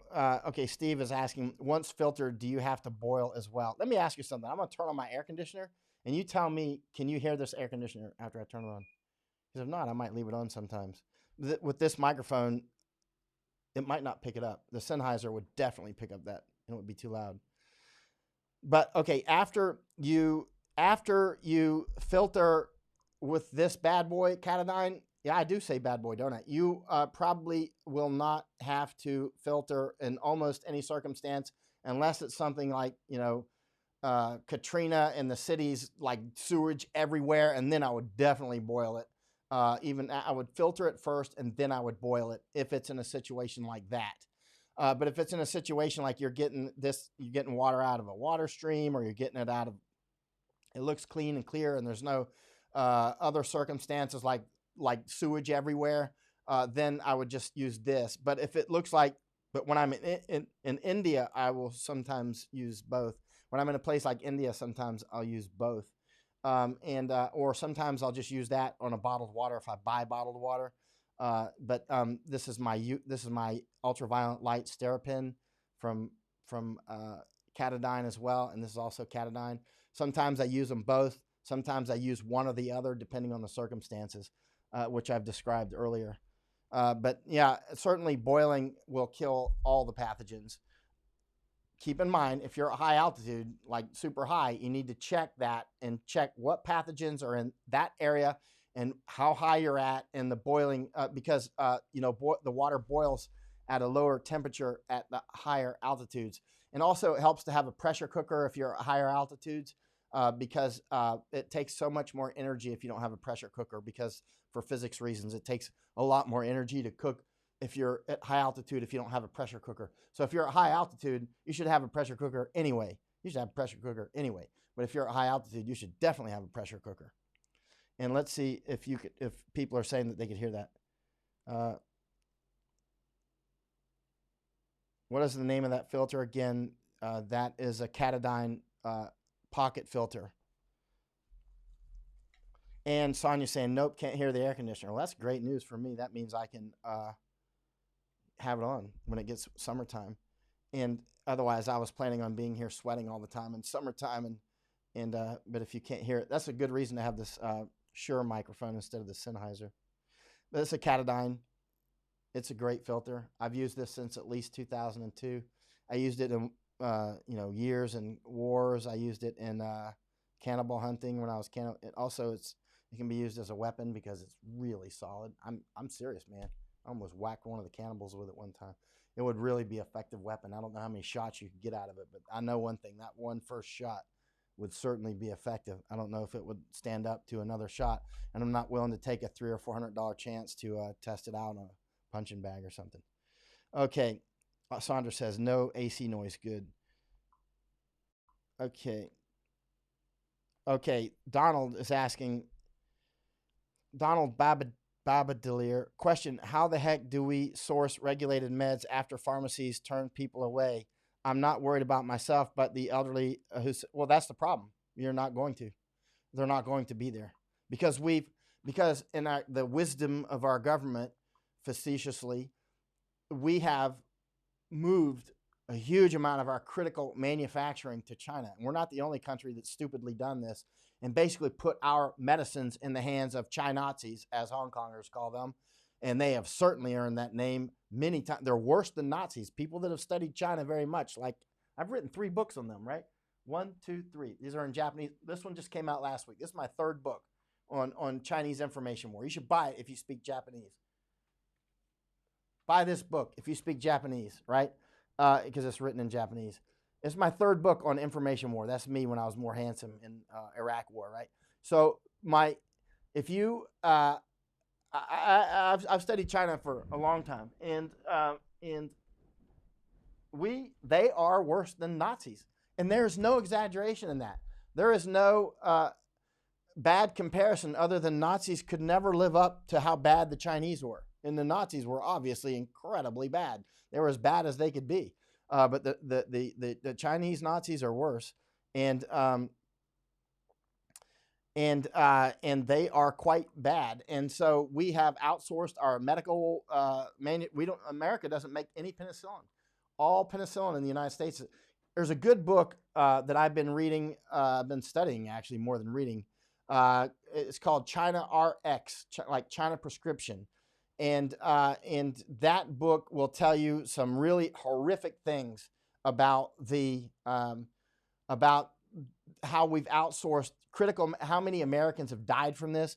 And finally, the more, I've said to anti-vaxxers many times, I think you're wrong. I just got a huge amount more vaccines last year to go back to India. But the more I learn about our deal with the devil, China, the more I realize those anti-vaxxers aren't quite as crazy as I thought they were. Actually, they got a point. And I have to re-examine my own thoughts on that, even though I got a lot of vaccines last year, but a lot of these things are coming from China. And we know that China, they won't let our FDA inspect the way that we can inspect in the United States. They give all kinds of problems, whether it's visa or access to a lot of Americans have died from Chinese medication problems. They're of unknown origin a lot of times, the APIs, the active pharmaceutical ingredients. This is a big deal. Maybe these anti-vaxxers weren't so crazy after all. They might actually have a point. And I have to re-examine and apologize when I've told anti-vaxxers I think you're crazy at times. I have to re-examine that. I've seen the CDC and I've seen the Surgeon General and others straight up lie in the last couple of weeks about this virus. Straight up lie, unambiguous lies, like super obvious, no gray area lies. So why am I to expect that they're also telling the truth on vaccines? I can't. That's not how this works. Trust is broken. Maybe those anti-vaxxers weren't so crazy after all. Man, I'm going to have to put a lot of study into that. Alan McCullough saying, what is the best way to explain the difference between this and the swine flu in 2009? Well, this one's got all the numbers are much worse on this one. There's so many, there's other times we've had like Ebola scares and these sorts of things that they were contained, but this one has all the wrong ingredients to it. Like it's airborne. It's got a high R0. It's got a relatively high fatality rate. It's got a very long incubation period. It's got an unknown incubation period, actually. It's got an unknown period for how long that we are infectious to others. I've read that that you can be a shedder. You can be infectious after only about 24 hours of being infected. In other words, you could be sitting next to somebody on an airplane who's infected, and then you get infected, and let's say you take off from China, and somebody beside you is infected, and it's 24 hours before you change your flights and all that and get to Orlando and to Disney, and then you get to Orlando because it takes, it can take 24 hours. I've done that flight many, many times. And so that's about 24 hours, right? And so according to what I've read, at that point, you could then be infectious. So then you could be, and you might not even show symptoms for 14 days. So you could have got off the flight with your children and everything and gone to Disney World and gone all around Disney World and all that stuff and shedding, and then your family's infected because they are seeing family clusters now all over. In other words, one person in the family gets it, then the family gets it. So this is why the United States, we should have closed schools down a month ago. This is ridiculous. We should close schools. Universities and schools should be closed. We should be working on this is a time for a fundamental change in how America operates. I can't say how Thailand should change. I'm not Thai. I love Thailand, and I have a lot of interest in seeing Thailand do well. But I can't say, hey, Thailand, you need to close your schools down. Well, I think that they should actually, because a lot of my family and friends are in Thailand. And so, but the United States, absolutely should close all of our schools. They should have been closed a month ago at least.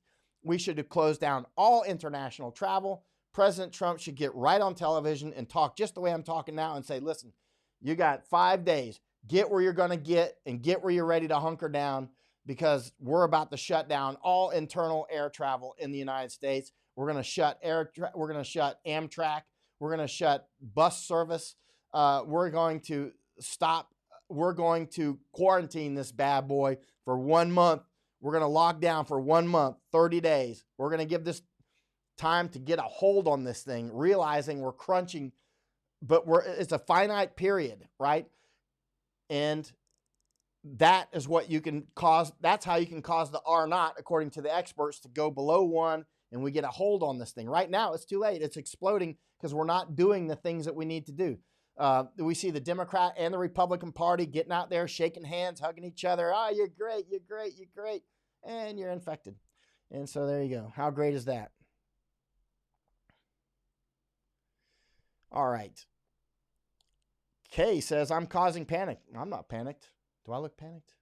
I'm not panicked at all. If you look at some of my videos when I'm in combat, I'm like, bullets snapping by, and I'm like, what's for lunch? I'm one of those guys. I'm not panicked. And if you wait until the last minute, idiots who think that this is just like the flu and have not prepared are going to be the ones killing each other for that last can of tuna. I don't need to go to the store. I don't need anything. I don't need anything at all. I don't need this electricity. I don't need anything. I got my dog. I got enough medicine for her. I got everything I need. I don't have to leave here for probably 9 months. I could probably stay in this room for 9 months. Do I look panicked? I got a lot of books I can read. I love to read. I'll practice photography. Yeah, I'm very prepared. Yeah, we have to. I saw somebody today on another Facebook page, and somebody, he was talking about, American. Look how much ammunition Americans are buying, and somebody's like, "What a shame, Americans are buying some," as if that's a shame that Americans are buying ammunition, anti-gun guy. And I was like, it is a deep shame for America that people are buying ammunition at this time, because they should have already had it. You should have already had it. Why are you panic buying ammunition? You should have had it. You should have had the ammunition. You shouldn't have to panic and go buy ammunition. And remember, never shoot your last magazine. Never, unless it's like, enemy in the wire, right? You know what I mean? Always save ammo. Never go home from the range with no ammo. Never, like, you see people go to the range like with 1,000 rounds and like, oh, I'm out of ammo now. It's time to go home. You got any ammo? No, I shot it all. It's like, what? You shot all your ammo at the range? You don't have any ammo at all. It's like, no, I got to go back to the store. I'm like, what kind of nutcase are you, man? You shouldn't have a gun. You shouldn't have a gun because you don't know you should never have a gun without ammunition, right? Seriously. If you're buying ammo right now, you're way behind the curve. You should have bought it a long time ago. And because there are going to be people who do panic, remember what happened. Law enforcement is not going to be there for you. We see it over and over and over in the United States. In some countries, it doesn't matter. In some countries like Japan, you're not going to have hordes of, enemies out on the streets doing zombie stuff, killing and raping everybody, because they don't do that in Japan. They're going to help each other, right? In some countries like the United States, 98% of us won't do that. Or maybe less than 1% will. And that 1% is incredibly bad. And law enforcement is not going to be ready if they're sick or they're infected or they're in quarantine, and you call 911 and nobody answers, and you get a recording at 911. Well, guess what? You are 911, right? You're 911. That's why when foreigners tell me Americans shouldn't have guns, I'm like, listen, man, shut up. There's 3 types of people that shouldn't tell Americans they should not have guns. One is British. British should not tell Americans they should not have guns, period, ever. My grandfathers fought in the Revolutionary War. Come and get it. The next is Germans. Do I need to explain why Germans shouldn't tell Americans not to have guns? Nope. And the next is everybody else. I don't care about your opinion about America having guns. Stock up, Be ready, because if this virus goes ultra, we're not Japan, we're not Switzerland, we've got elements in the US culture that will come and take your lunch money and your women, right? So yeah, it's either 911, what's your emergency? It's going to be like, bling, it's going to be like ringing. Hey, 911 has been ringing for 3 minutes. Sorry, 911 is not taking calls now. You are 911. And if you don't have ammunition, it's your fault. That's right. That's right. Lois says, Molan Labe, however you want to pronounce that. It means come and get it. Come and take it. Jan is saying, what kind of handgun should I buy? Well, you know, we can talk about that for days. Some people say buy the biggest caliber that will fit in your hand. Like, to me, I love 10 millimeter, right? Because I can double tap with a 10 millimeter Glock and bap, you know, because I'm very strong and I'm very experienced with weapons. And although I haven't fired one in a long time, but, you know, but a problem with 10 millimeters is they're super expensive. And most women can't handle 10 millimeters. Most men can't actually handle 10 millimeters because they're too big. Now, I've seen a lot of people shot in combat, including with M4 rifle, this close. Read my dispatch, Gates of Fire, Michael.Yon, Mosul, and you'll see an Al-Qaeda guy get shot as close as this camera is, approximately, maybe slightly further, but not much. Almost the distance of this camera. Maybe at most twice that distance. So very, very close, right? You could literally spit on him and easily hit him in the eye. He got hit 4 times, including in a testicle, and he continued to stand and was trying to shoot. So these, in the movies, when you shoot somebody, they fall dead. Let me tell you how it works in real combat. In real combat, you shoot somebody, and unless you hit them between the eyes or in something very vital, often they continue to fight ferociously. They might have minutes and minutes of fight left in them. They might have hours of fight left in them. And that guy got hit 4 times from point blank range with an M4 assault rifle, blew a testicle off, and the other ones hit him straight in the stomach, abdomen region, right? He continued to stand and try to shoot his pistol at Eric Carilla and Rob Prosser. Rob Prosser knocked him down and started strangling the dude, right? It was Al-Qaeda strangling him. Read Gates of Fire. Look at my photos. I was there. I was taking photos. M4, shot this close. Guy kept fighting. You need to practice with your weapon so that, first of all, you don't shoot yourself or any of your friends on accident negligently. You need to practice. And when you're finished practicing, clean your weapon and practice again. Make sure that you use the largest caliber that is suitable for you. That's my advice. And I don't know how your hands are or how strong you are or anything like that, but practice. And just remember, you hit them once, it doesn't necessarily stop them, especially if they're drugged up, amped up, and highly motivated. Then they can keep coming right at you. It's unbelievable. Unless you hit them in the face or something, then they'll obviously go down. But go, I say go with the biggest that you can get. A 3, okay. Sonia's saying I go with my 380, but I also have a 9 millimeter. It fits well. I mean, if you're using something like a 380, you know, you really need to practice with a 380 because it's not a very powerful weapon. That's one of those weapons like, ow, man, you shot me. Stop shooting me. Pull the bullet out and throw it back at them. You know what I'm saying? I mean, no, you can kill people with 380, obviously. But the fact is, practice is vital. And remember, if you're actually shooting at somebody in combat, you're probably pretty amped up yourself. You're probably not like, you know, unless you're playing sniper guy up on a hilltop somewhere, you're probably, if it's close combat with a pistol, if you're shooting at somebody with a pistol, it's probably super close and it's probably a last ditch effort. Like, I would never be shooting at somebody with a pistol unless it was super self-defense. You know what I mean? Like, if I don't need to shoot with a pistol, I probably wouldn't be shooting at all because I've probably got enough space to get away. You know what I mean? Because my first deal is going to be to try to get away, unless I'm in my house, in which case I'm going to make a decision and may probably defend my ground. But in other circumstances, just be prepared. Make sure you practice. You can't put enough lead through the pipe. You can't practice enough. And Deb is saying, aim for the head, kill shots, could be wearing vest.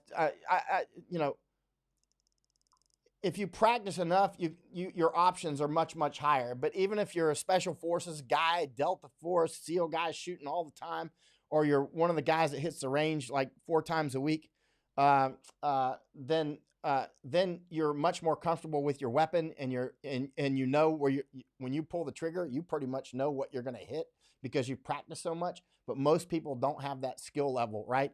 So aim center mass, aim center mass. You don't know if he's got body armor or not. Aim at the biggest part of him you can get. If only part of him is sticking out from the cover and he's shooting at you, shoot at the part you think you can hit. You know, if his foot is hanging out from the cover, try to shoot his foot.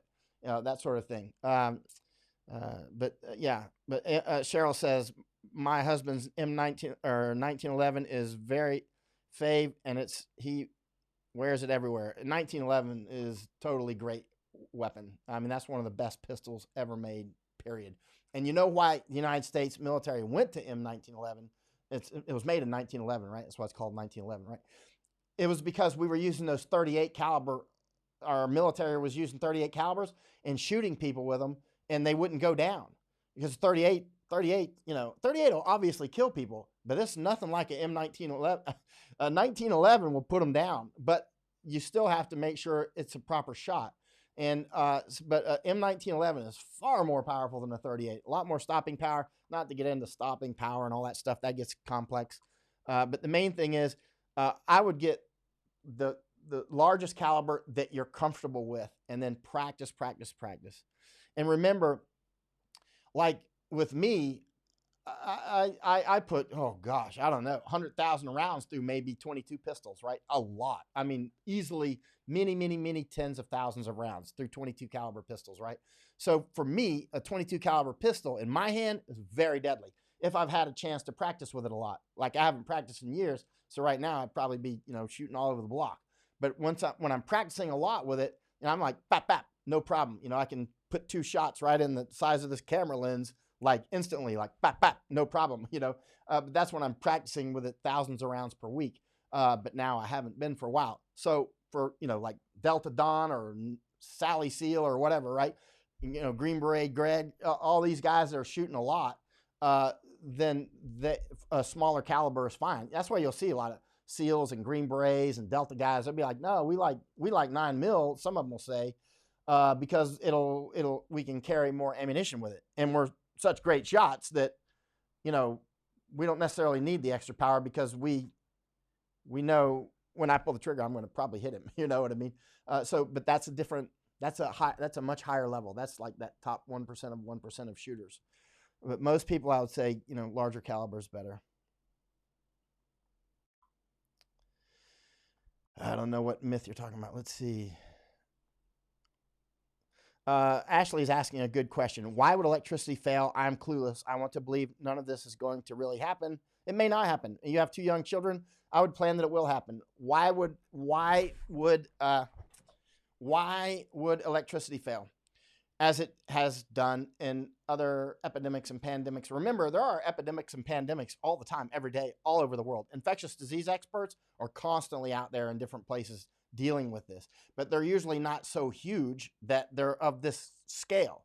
Like Ebola was quite localized. It was very deadly. It was for our heroic medical people who went in there and the scientists, it was super deadly. But luckily it was quite localized. And part of that was because they got in there and were able to get it while it was, containable. But and it didn't have, anyway, not going, but the point is once these things get really big, then you have a breakdown of the social structure because, for instance, let's say somebody gets sick at the power plant. Somebody gets sick at the water treatment facility. What are the chances that somebody's going to get sick at your electric company and they have to start quarantining buildings and people? Stanford just closed down. Stanford University just closed. You're going to see so many offices closing across the United States in the next week. In the next month, it's going to be a huge amount. It is very, very possible that electric companies and whatnot they'll just stop going to work. This is why I think the U.S. military right now is really, again, way behind the curveball. I've been watching them today. They're just like, what are we doing? We've got hundreds of ships out there, for instance. Every one of our military people should be like dressed like this is chemical warfare time. We can't afford to get them sick. We can't afford them to be anywhere downtown in Italy or Germany or anywhere else. We need to have all of our military people doing military stuff right now, like even away from their families at this point, as if this is a war. This is a war. And what happens when, several people on a submarine, or just one person, they've been out to sea for 2 weeks, and then one person realizes he's infected and he's been on a submarine for 2 weeks, right? And what happens when like 20 of our submarines are like that? Well, all 20 submarines have to come back in, and now we got 20 submarines that aren't defending the United States, right?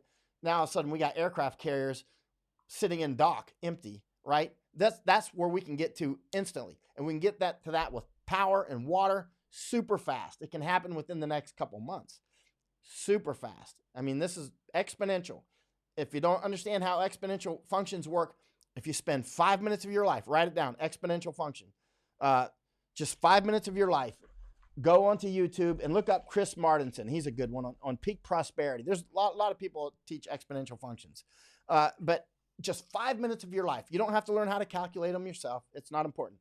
But if you learn how they work, then you'll go, oh, that's why Michael and Steve Bannon and Chris Martinson and Dr. John Campbell, the Englishman, and some others are going, because we understand how that works. And you don't have to be an infectious disease expert to understand it. I'm coming at it from just having studied science since I was a little kid, like 8 or 9 years old, just enthralled with physics and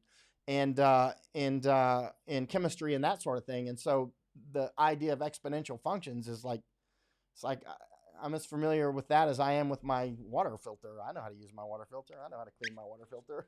I know when I need to use this one. You know what I mean? It's second nature to me. And exponential functions are too. That's why back in January, people like me and some people like Steve Bannon, Steve Bannon doesn't come from a medical background. Steve Bannon comes from a finance background.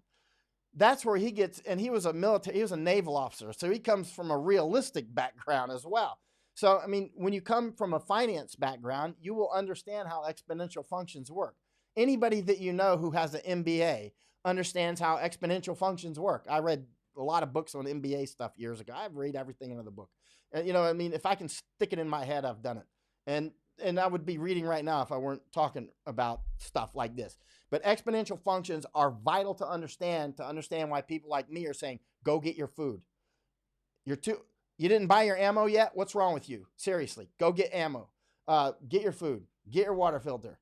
Electricity really could go out. So make sure you have propane, butane, or whatever you might cook with if your electricity goes out. Make sure that you have the ability to use your own, like if my toilet stopped working, it's no problem. I got plenty of cat litter. I got everything I need. You can look on YouTube and look up compost toilets, or like improvised toilets. Look up preppers, all those people that people make fun of for all these years, preppers. I'm a prepper. You should be a prepper too, right? Dr. Prepper. Be a prepper too. And stop making fun of them. And if you want to know how to prep and you're in New York City, or you're in Hong Kong, or you're in Manhattan, or Manhattan, New York City, if you're in, Key West, it's going to be different than if you're in Hawaii or Alaska. So you need to look up your situation in Tokyo. Everybody's situation is different based on, like, people that live in an urban environment have different prepping needs. If you live out in Alaska, you don't have a lot of toilet problems, right? Except if it's wintertime. If it's summertime, no problem, right? I mean, if you live out in the boonies, right? But if you live in, on the 100th floor of an apartment in New York City or Tokyo or something, you can't just go out in the hallway, right? And you can't just go dig up the park. You need ways to do it. And you can do this in your own apartment easy, and it won't smell up the place. Just learn how to make a compost toilet. Kitty litter works. That's something I learned in the Army, blah, blah, blah. But there's all kinds of ways to do it. Look on YouTube and find preppers that are, one, in your country and in your situation. Either because remember, every country will have different issues. And so you have to listen to people from your environment. But since I travel around the world a lot, I I look at preppers from all kinds of different environments. I'm like, so what if I'm in a city and I need to do something? Or what if I'm now out in the boonies? Let's say I'm driving across. I'm coming back to America at some point. When I come back to America, if I'm driving across America and something bad happens, like a tornado hits Tennessee, how am I going to prepare in this environment? So I need to stick a lot of information in my head. And so you need to do that too. But first, concentrate on your own environment. If you live in an urban area, you need to be prepared to have toilet stuff. Learn how to do a compost toilet. You can make a compost toilet. You only need a few hours. You only need, if you got the materials in your house already, you need like 20 minutes. I mean, you need a bucket. You know what I mean? A bucket and a trash bag. But if you want to start getting upscale about it and make your own toilet, see, you can get one of those noodles that the kids swim with, the little foam noodles that you put under your armpits, and you just cut that and you make a toilet seat out of that on your bucket, right? And then you can put kitty litter in that. And then other people that want to go even more upscale, they'll put sorghum or whatever. I bet if you're in Florida, I'll bet moss would do fine. I don't know. But there's the preppers have all worked all through this. And not only that, the people that work, there's a lot of Americans. How many Americans are living in motorhomes around America now? Not mobile homes, motorhomes. There's like a whole subculture of Americans that just travel all over North America in motorhomes. It's unbelievable. There's a lot to learn from them. A huge amount to learn from them, because they're living more or less off the grid sometimes, or semi on the grid. And so they've got a lot of information in their heads about how to do like toilets like this and purify water and that sort of thing. Bear spray. Ron Reese is saying, but remember that stuff can blow back on you. Bear spray. I don't know what you're talking about, but you're probably talking about for people, because bear spray for bears, that's just Tabasco sauce for bears. They're like, hey, this one came with a complimentary bottle of Tabasco sauce. Yeah, Delhi riots are insane. Who's in Delhi right now? The religious fervor in India. I want to go back to India. I get concerned about India sometimes. I spent 10 months in India, which is like 100 years in any other country. He'll look at Deb Daly, the bucket and toilet seat on the back of the truck. There you go. Actually, you might want to give some advice on what you put in there for sanitation and smell and that sort of thing.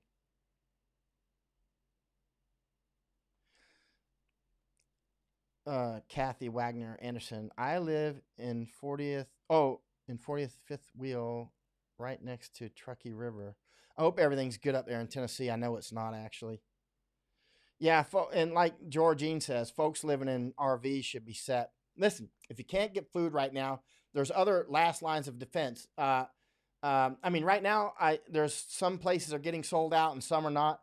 Remember, if you're listening to me, you got everything you needed back in January.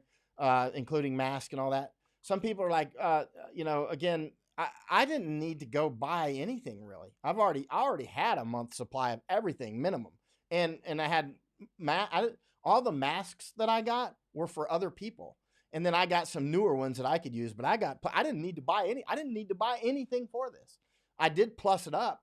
I did increase my stock levels, but I didn't actually need to. I did it just in case it's a totally worst case scenario. But I already had everything. I go to too many crazy places where the stuff fails all the time, and trust me, man, I'm not into not having clean water. That's just not a good deal. How many generators need for a family of 3? I cannot answer that. I don't know. And that would depend on the generator and circumstances and what kind of fuel you're using. I mean, that you need to ask the preppers, and go to like YouTube will be a very good place to listen to the preppers. All those people make fun of all the time, preppers, that's the people you need to listen to. They got too much common sense not to pay attention to. And also these anti-vaxxers that I've been talking bad to for so many years, I have to re-examine my thoughts on that. It's possible that I was very wrong, because I'm seeing what's happening with China right now and some of the pharmaceutical issues. They might not have been so wrong after all. Although I got a lot of shots just last year in both arms and everything else for my return to India. But I'm not so sure those anti-vaxxers don't actually have a point. Everybody should be a Dr. Prepper, Shelley. Everybody. Let's see. Larry says he has a small stun gun as well. Let's see. Yeah, Kristen Teague. She lives in Texas. Like it said, yeah. Even in Texas, it's going to depend. You know how Texas is. Texas has got everything from like New York like environments, New York City like environments, to like Wild West. Still, I mean, Texas is Texas. I mean, Texas got like everything but the Rocky Mountains. I mean, Texas is saying you're from Texas is a broad potential statement. You could be living out there with 1,000 cows and horses, or you could be living way up in a condominium somewhere.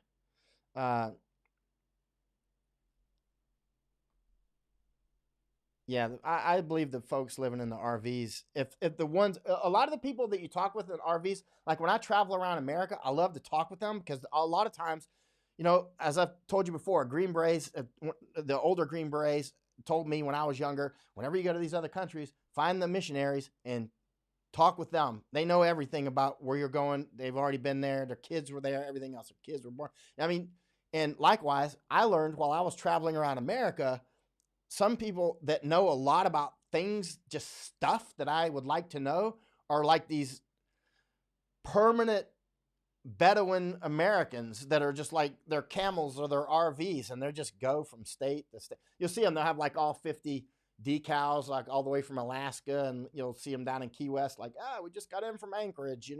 There's like they've been everywhere. They know a lot of stuff. They got a lot of stuff in their head. So so if you see one like at a Waffle House or something, and because they come in to eat too, they don't always cook on their Coleman grill or something. I mean, talk with them. Say like, what's going on out there? Like, what's the one thing that you really learned in all your travels? How long you've been traveling, and they'll just have. I love talking with people like that. They're the most interesting people. Mark Steppenback says, as a geezer, I'm strong on vaccinations. Yeah, I'm just getting second thoughts based on the China issue, based on our vaccine, based on many of our medications and vaccines coming from China, and the lies that are clear lies coming from a lot of our medical professionals on how we should prepare, like when it comes to masks and that sort of thing. It makes me wonder how much they're being untruthful. Like, I can understand the mask thing. I don't need to be a medical doctor to understand masks. I didn't need to be a West Point graduate and a 4-star general to understand that we were losing the war in Afghanistan. I got that instantly in 2006 and started writing about it. And if you look at my old Afghan dispatches, you'll see they are amazingly accurate. And the same with Iraq, amazingly withstand the test of time, right? And guess what? I'm not a general. I didn't go to one of the military academies. Didn't go to the war college, but I went straight in those wars, and I'm like, bang, bang, bang, bang, right? And if you're asking me how to run an army, I don't know how to run an army, but I can tell you one thing. I mean, because that's a skill set. That's a super skill set, and it takes years of training for our military NCOs and officers to learn how to do that stuff. It's a lot to know. But there's that, and then there's the war, right? You know what I'm saying? They're related, but they're not exactly the same. There's the running the army part, and then there's the diagnosing what's going on with the war part. You know what I mean? You don't have to be able to run the army to be able to diagnose that.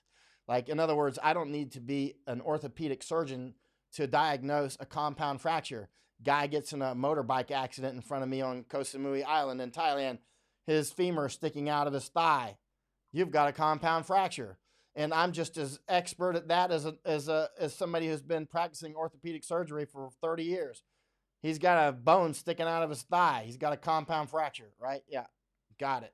Now, I don't know how to treat it. I have no idea. My idea of treatment for that is to get him to the hospital and give him to the experts. But likewise, when it comes to these masks, you don't need an MD to realize that masks do work based on all the constellation of information that we have at this point. And it's ridiculous to think that we do. Now this name's taken. I read all those old posts in real time. Oh, you read all those posts in real time. You're talking about my old Afghan and in Iraq post, and also if you read my work on Thailand and how I was also predicting not Chinese, but Japanese and Korean relations were going to break apart based on the comfort women issue. See that comfort women statue there? See that? I was saying years ago that Japan-Korea relations will break down because of this issue here, comfort women. See that statue? That's a comfort women statue. You know what I'm talking about? I've been writing about it for years. I'm going to talk more about it at a different time. And last year in 2019, their relations just tanked based on, and remember, I've been saying this on my Facebook and many other places. I've been writing articles about it, and then it happened. And was it because I'm a brilliant predictor? Nope. It wasn't even a prediction. It was already happening. It's the same as the civil war in Iraq. I didn't predict there was going to be a civil war in Iraq. I was physically seeing it. I was coming out on missions, and there were Iraqis beheaded in the streets because other Iraqis did it. They were killing each other. They were in civil war. I wasn't predicting there was going to be a civil war. I was telling you there's a civil war. All right. You live here in Santa Barbara. Let's see. I was going to go offline. I was only going to make this a 10-minute broadcast and then study a couple more hours and come back on. But we've gone for, let's see. Donald Babadelier, I learned about the comfort women issue from you in like 2013 and 14. Yeah, 2014. You've got a good memory. 2014 is when I started talking about it. And if you recall, I was saying that Korea Japanese relations are being challenged and attacked with this issue. China is doing it. China is using information war trying to split them, and it's worked. It's actually worked. And so, but I was saying that in 2014, 15, 16, 17, 18, 19, and now it came to pass in 2019. Nikki Jones is asking, what is my Facebook page? My Facebook page is Michael.Yon fan page. My last name is Y-O-N, Michael.Yon fan page. I'll show you how to spell my name. Wait, this is the first book I wrote. Wait, Danger Close, the Michael.Yon story. Right, you should read that. It's a wild book. It's about me growing up in Florida, going through Green Beret training, getting charged with murder and all kinds of crazy stuff. It was a wild, crazy time. And so that's interesting events. But anyway, it's a quite and this is another book that's withstood the test of time. I published it in 1999. And you can see about going through Green Beret training, growing up in Florida. I can teach you how to hunt alligators in there. Do I teach how to hunt alligators in there? I just take you on some alligator hunts with me and some of those stories. But yeah, that's how to spell my name. And anyway, let's see. Kristen T. Depends on how much you want to prepare for. Yeah, there's different people that prepare for different levels. I prepare for failure of grid, which means failure of water and electricity and no food. I prepare for that level, not nuclear war level. If I were living in the United States, and which eventually I'll go back and live in the United States, I'll prepare for, being able to hunker down absolute minimum 1 year, absolute minimum. And there's a lot more to it than just, like, for instance, when this disease hits big in the United States, as it very soon will, for those who know exponential functions and can see how this thing is shaping up, we can see where it's heading, at this more or less where it's heading. There's more to if you're stocked up, you don't have to go out. You don't have to fight anybody for supplies. You don't have to go out amid a huge amount of infected people or take chances on the streets if you live in a place that can be very savage like Los Angeles. You don't have to take chances. If you live in a very civilized area, then it's not a big deal.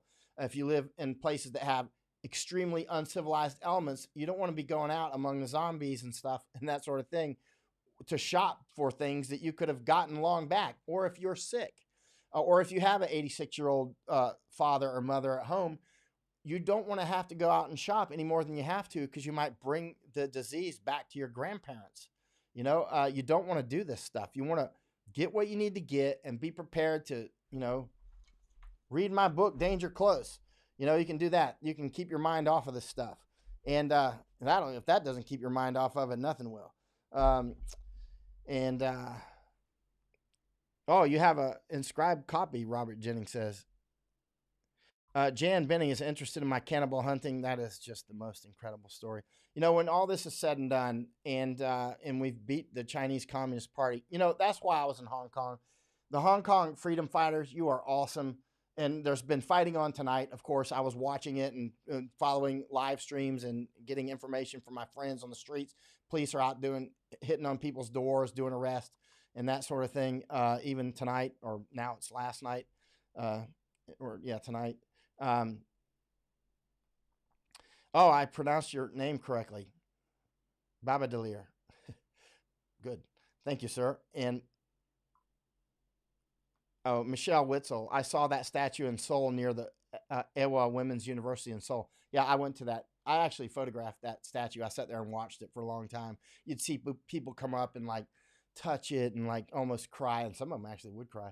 I watched that statue in downtown, not that one, but the other one down by the Japanese embassy. I watched that one for 3 weeks because I was figuring who's doing what there and doing some, let's just say, work. I was doing research. And let's see. Where do I think it's going to hit first? It's hit. If you're talking about where Amy Calder Sanchez, if you're in the United States, it's already hitting. It's just on the front end of it at this point. But there's clearly a lot more Americans who are infected than we know because we haven't been testing. I think at this point, less than 2,000 tests have been done in the United States. Was it 1,900 or something? Because the CDC has completely failed. One medical doctor today sent me some information. He's like, "You're being too hard on the CDC. They've just come out with all these tests." And I'm like, "Are you kidding? They've completely failed us, like 9/11 level of failure. Complete failure. We've just got a viral 9/11 strike on us. And they don't even have test kits. They don't even have enough masks. They just got caught completely off guard. And the Surgeon General with that big old hat and his Navy uniform, Jerome Adams is his name, in front of the White House. Look at his video. He's up there. That hat's way too big for his head. It's like his dad's hat. Jerome Adams. He's a naval officer. He's a Surgeon General. He's up there, with that big old hat and that little head, talking about how we don't need to wear masks and that sort of thing. He's way out of his element. And he's the Surgeon General of the United States. There you go. Kenny Ree is saying, just imagine, just back in January, how many thought a total city, state, province lockdown would happen like it did in China, would happen in their home country. Fast forward 5 weeks, it's already happening in Italy, up next Iran, maybe Germany. Oh, yeah, and United States. Absolutely. That's why if you look back on my January stuff, I lifted and shifted from the total insurgency focus in Hong Kong to this virus.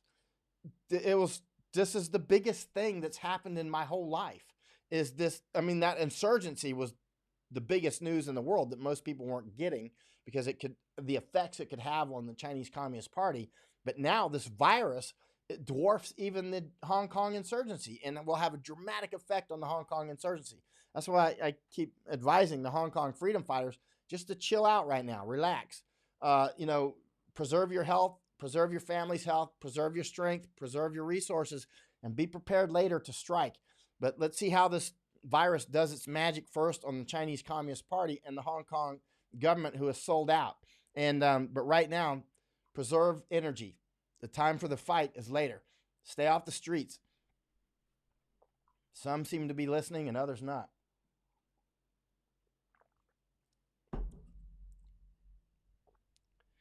Yeah. Michelle is right. Everybody needs to wear a mask, but our people that want us to believe that they're prepared and got everything under control now, CDC, Surgeon General, President, so many others, they didn't even have enough masks ready. They didn't have enough personal protection equipment. They didn't have enough test kits. They still don't have enough test kits fielded. How long is it going to take to get all this tests back? We don't even know how badly infected the United States is. Nikki Jones, but could the CDC have known or been prepared for this coronavirus? What would CDC have done better? First of all, masks. Why don't we have billions of masks stockpiled? That's a no-brainer. That's a huge problem now, is lack of personal protection equipment, PPE. Mask is just one thing. That's a big deal. They didn't. Test kits.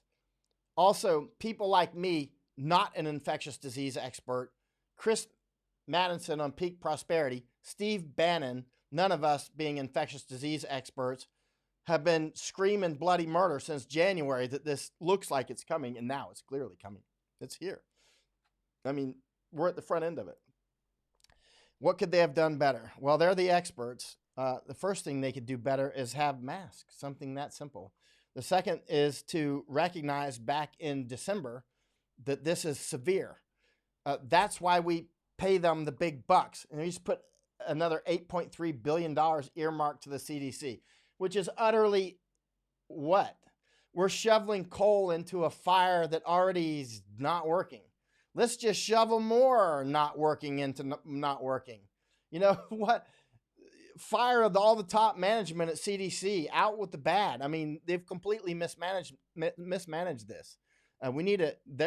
They're not wartime leaders. You know, often the people that can manage very well in peacetime are not good in war. We're in war at this point. And often the people that are very good at wartime are just not good in peacetime. You know, you can have, and then there's some that can do well in both. But they are not doing well. Michael Tobin, let's see. Yeah, the numbers in California are increasing. The governor just now had a press briefing about the cruise liners. Costco already stopped their samples tables, and them at Walmart are infected the most. Let's see. I hope you don't mind my plug, but anybody realize yet that the facts pale in comparison to the... or he says, I'm like Michael.Yon. I'm relentless in promoting preparation. I hope you don't mind my plug, but anybody realize yet that the facts pale in comparison to the global macro picture of COVID-19? Cruise liners, airline industry going down, patients and casualties leaping in numbers all over the free world, over and over again, year after year. What difference about this particular virus? My bet is the world is weary of China. There's a lot of things. I mean, first of all, remember the virus part is just one of it. Let's look at Katrina. There was the Hurricane Katrina, and then it caused the unprepared levees and whatnot to break. Now we've got the cities, flooded. And then we had a poor response. And then we had some savage elements in New Orleans taking advantage of it. So we had all these things, this constellation of things that radiated from that. Or let's look at Japan on Fukushima. Earthquake leads to tsunami, leads to power outage, leads to overheating in the nuclear facility, leads to explosion, leads to radiation release, leads to still radiation release, leads to land not being usable, leads to economic issues that are persistent today in Japan, and issues with use of nuclear power in Japan and the world, right? So these things radiate. This virus is only part of the equation. There's that, and then there's the economic issues that it's causing with China, the economic issues, the pharmaceutical issues, the supply chain issues. You're about to see stores like Costco and Walmart are going to be very short of little items that come from China, like these little, can openers or whatever that's made over there. You're about to see a lot of shortage in this. A lot of things, a lot of our agricultural products that we need for chemicals and that sort of thing come from China. There's so many things that we're now dependent on China that this radiates out way beyond the virus. And when our hospitals get overloaded, which almost certainly is going to happen in the not too distant future, then people that had other issues that they would have survived will just die. They will just die. They will just simply die. Let's say you have a car accident and you are going off to the emergency room now, but the hospital's filled, or half the staff is on quarantine because 3 doctors are dead now and 4 nurses dead, and or half the staff has been infected and the hospital's in quarantine. How fast can this happen? 1 or 2 months.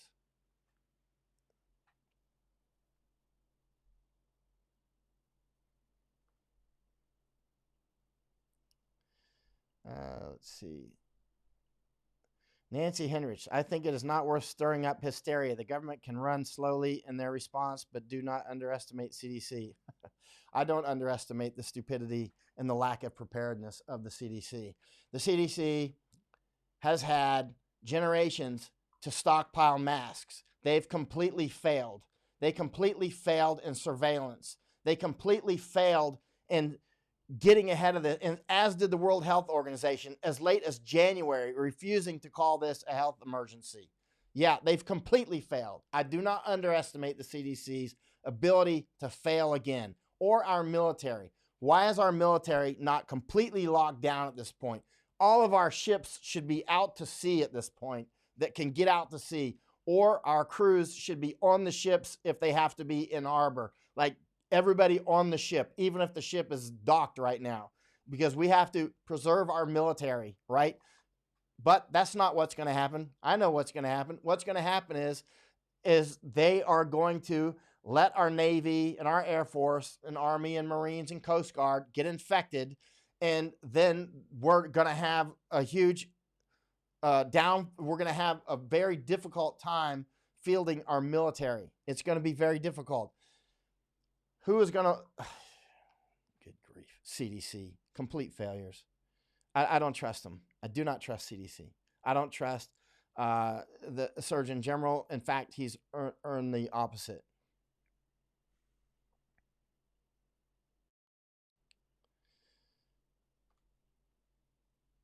Okay.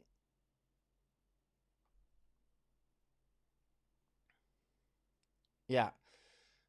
For 6 weeks during 1918, winter of 1919, San Francisco was a mask city. Everyone was required to cover his mouth and nose. You should see some of those old masks, by the way. You can find photos of them online. Improvised masks that people were wearing in 1918, 1919. As you know, these will come in waves. People keep saying we're gonna have a vaccine soon. No, we're not. We're not gonna have a vaccine soon. But that Israeli company said that they will.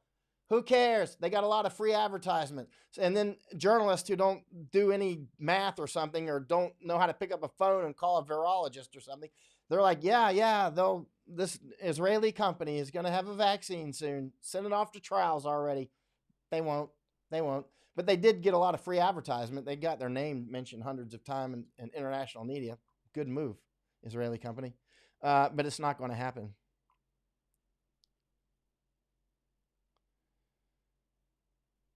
Okay.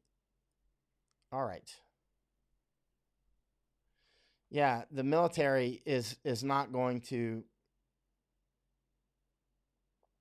The military is not going to be prepared.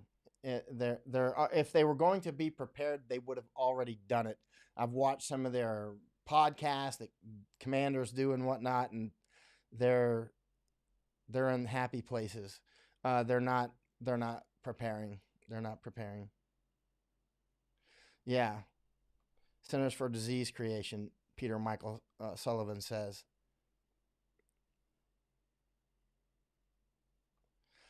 Cynthia Wood, I read an article in Army Times about the military preps first this virus back in mid-January. If they're really preparing at this point, they would have bases locked down. But it's going to be too late. if ships are letting sailors out on ports all over the world. One American sailor already in Italy has tested positive, according to a report I saw yesterday. Nikki Jones says, please tell us my credentials. My credentials depends on what you're talking about.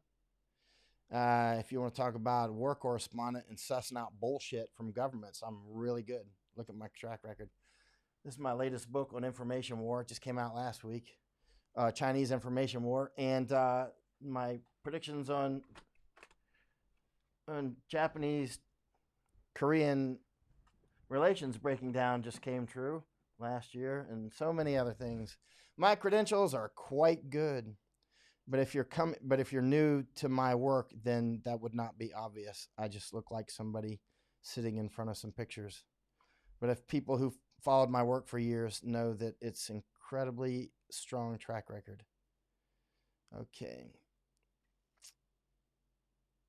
All right. I am going to go offline.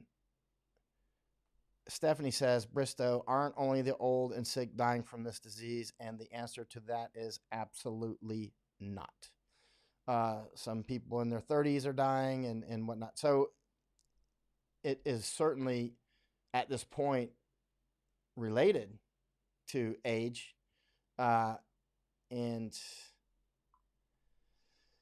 the older people are dying, and people with comorbid, people with other pre-existing conditions are dying at a higher rate. But again, we don't know.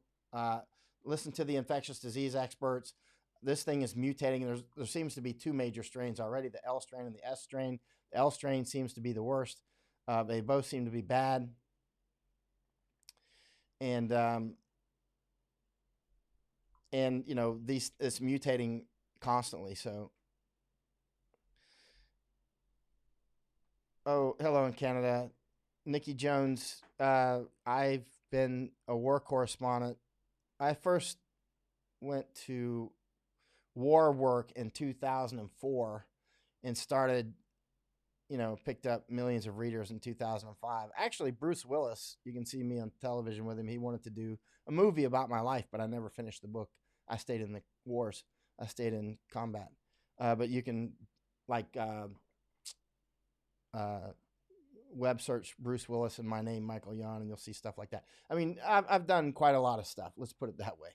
I didn't just fall off the turnip truck and fall onto your page. Okay. All right. I'm going to go offline. I want to study a little more. Any idea which strain is in the United States? Kevin McCoy is saying no, but it's probably both. I mean, because we've had people coming in from Iran and in from China and in from all over the place. It's probably both and more. I mean, I'm not an infectious disease expert, so I'm going to be careful with that. Fine, Ron. But it's all right. My dog is here making noise. Hey, Barney. She's got the cone on her head. So I need to take her out because it's getting to be 4:13 in the morning here. I need to also study for a couple of hours, and I may come back on later after I've studied for a couple more hours, because there's so much stuff happening so fast. We've reached that level that it's just that's my dog Barney making noise with the cone on her head. Let's see, new cases in Illinois, possible local infections. You'll have them soon enough. I'll be on Nikki.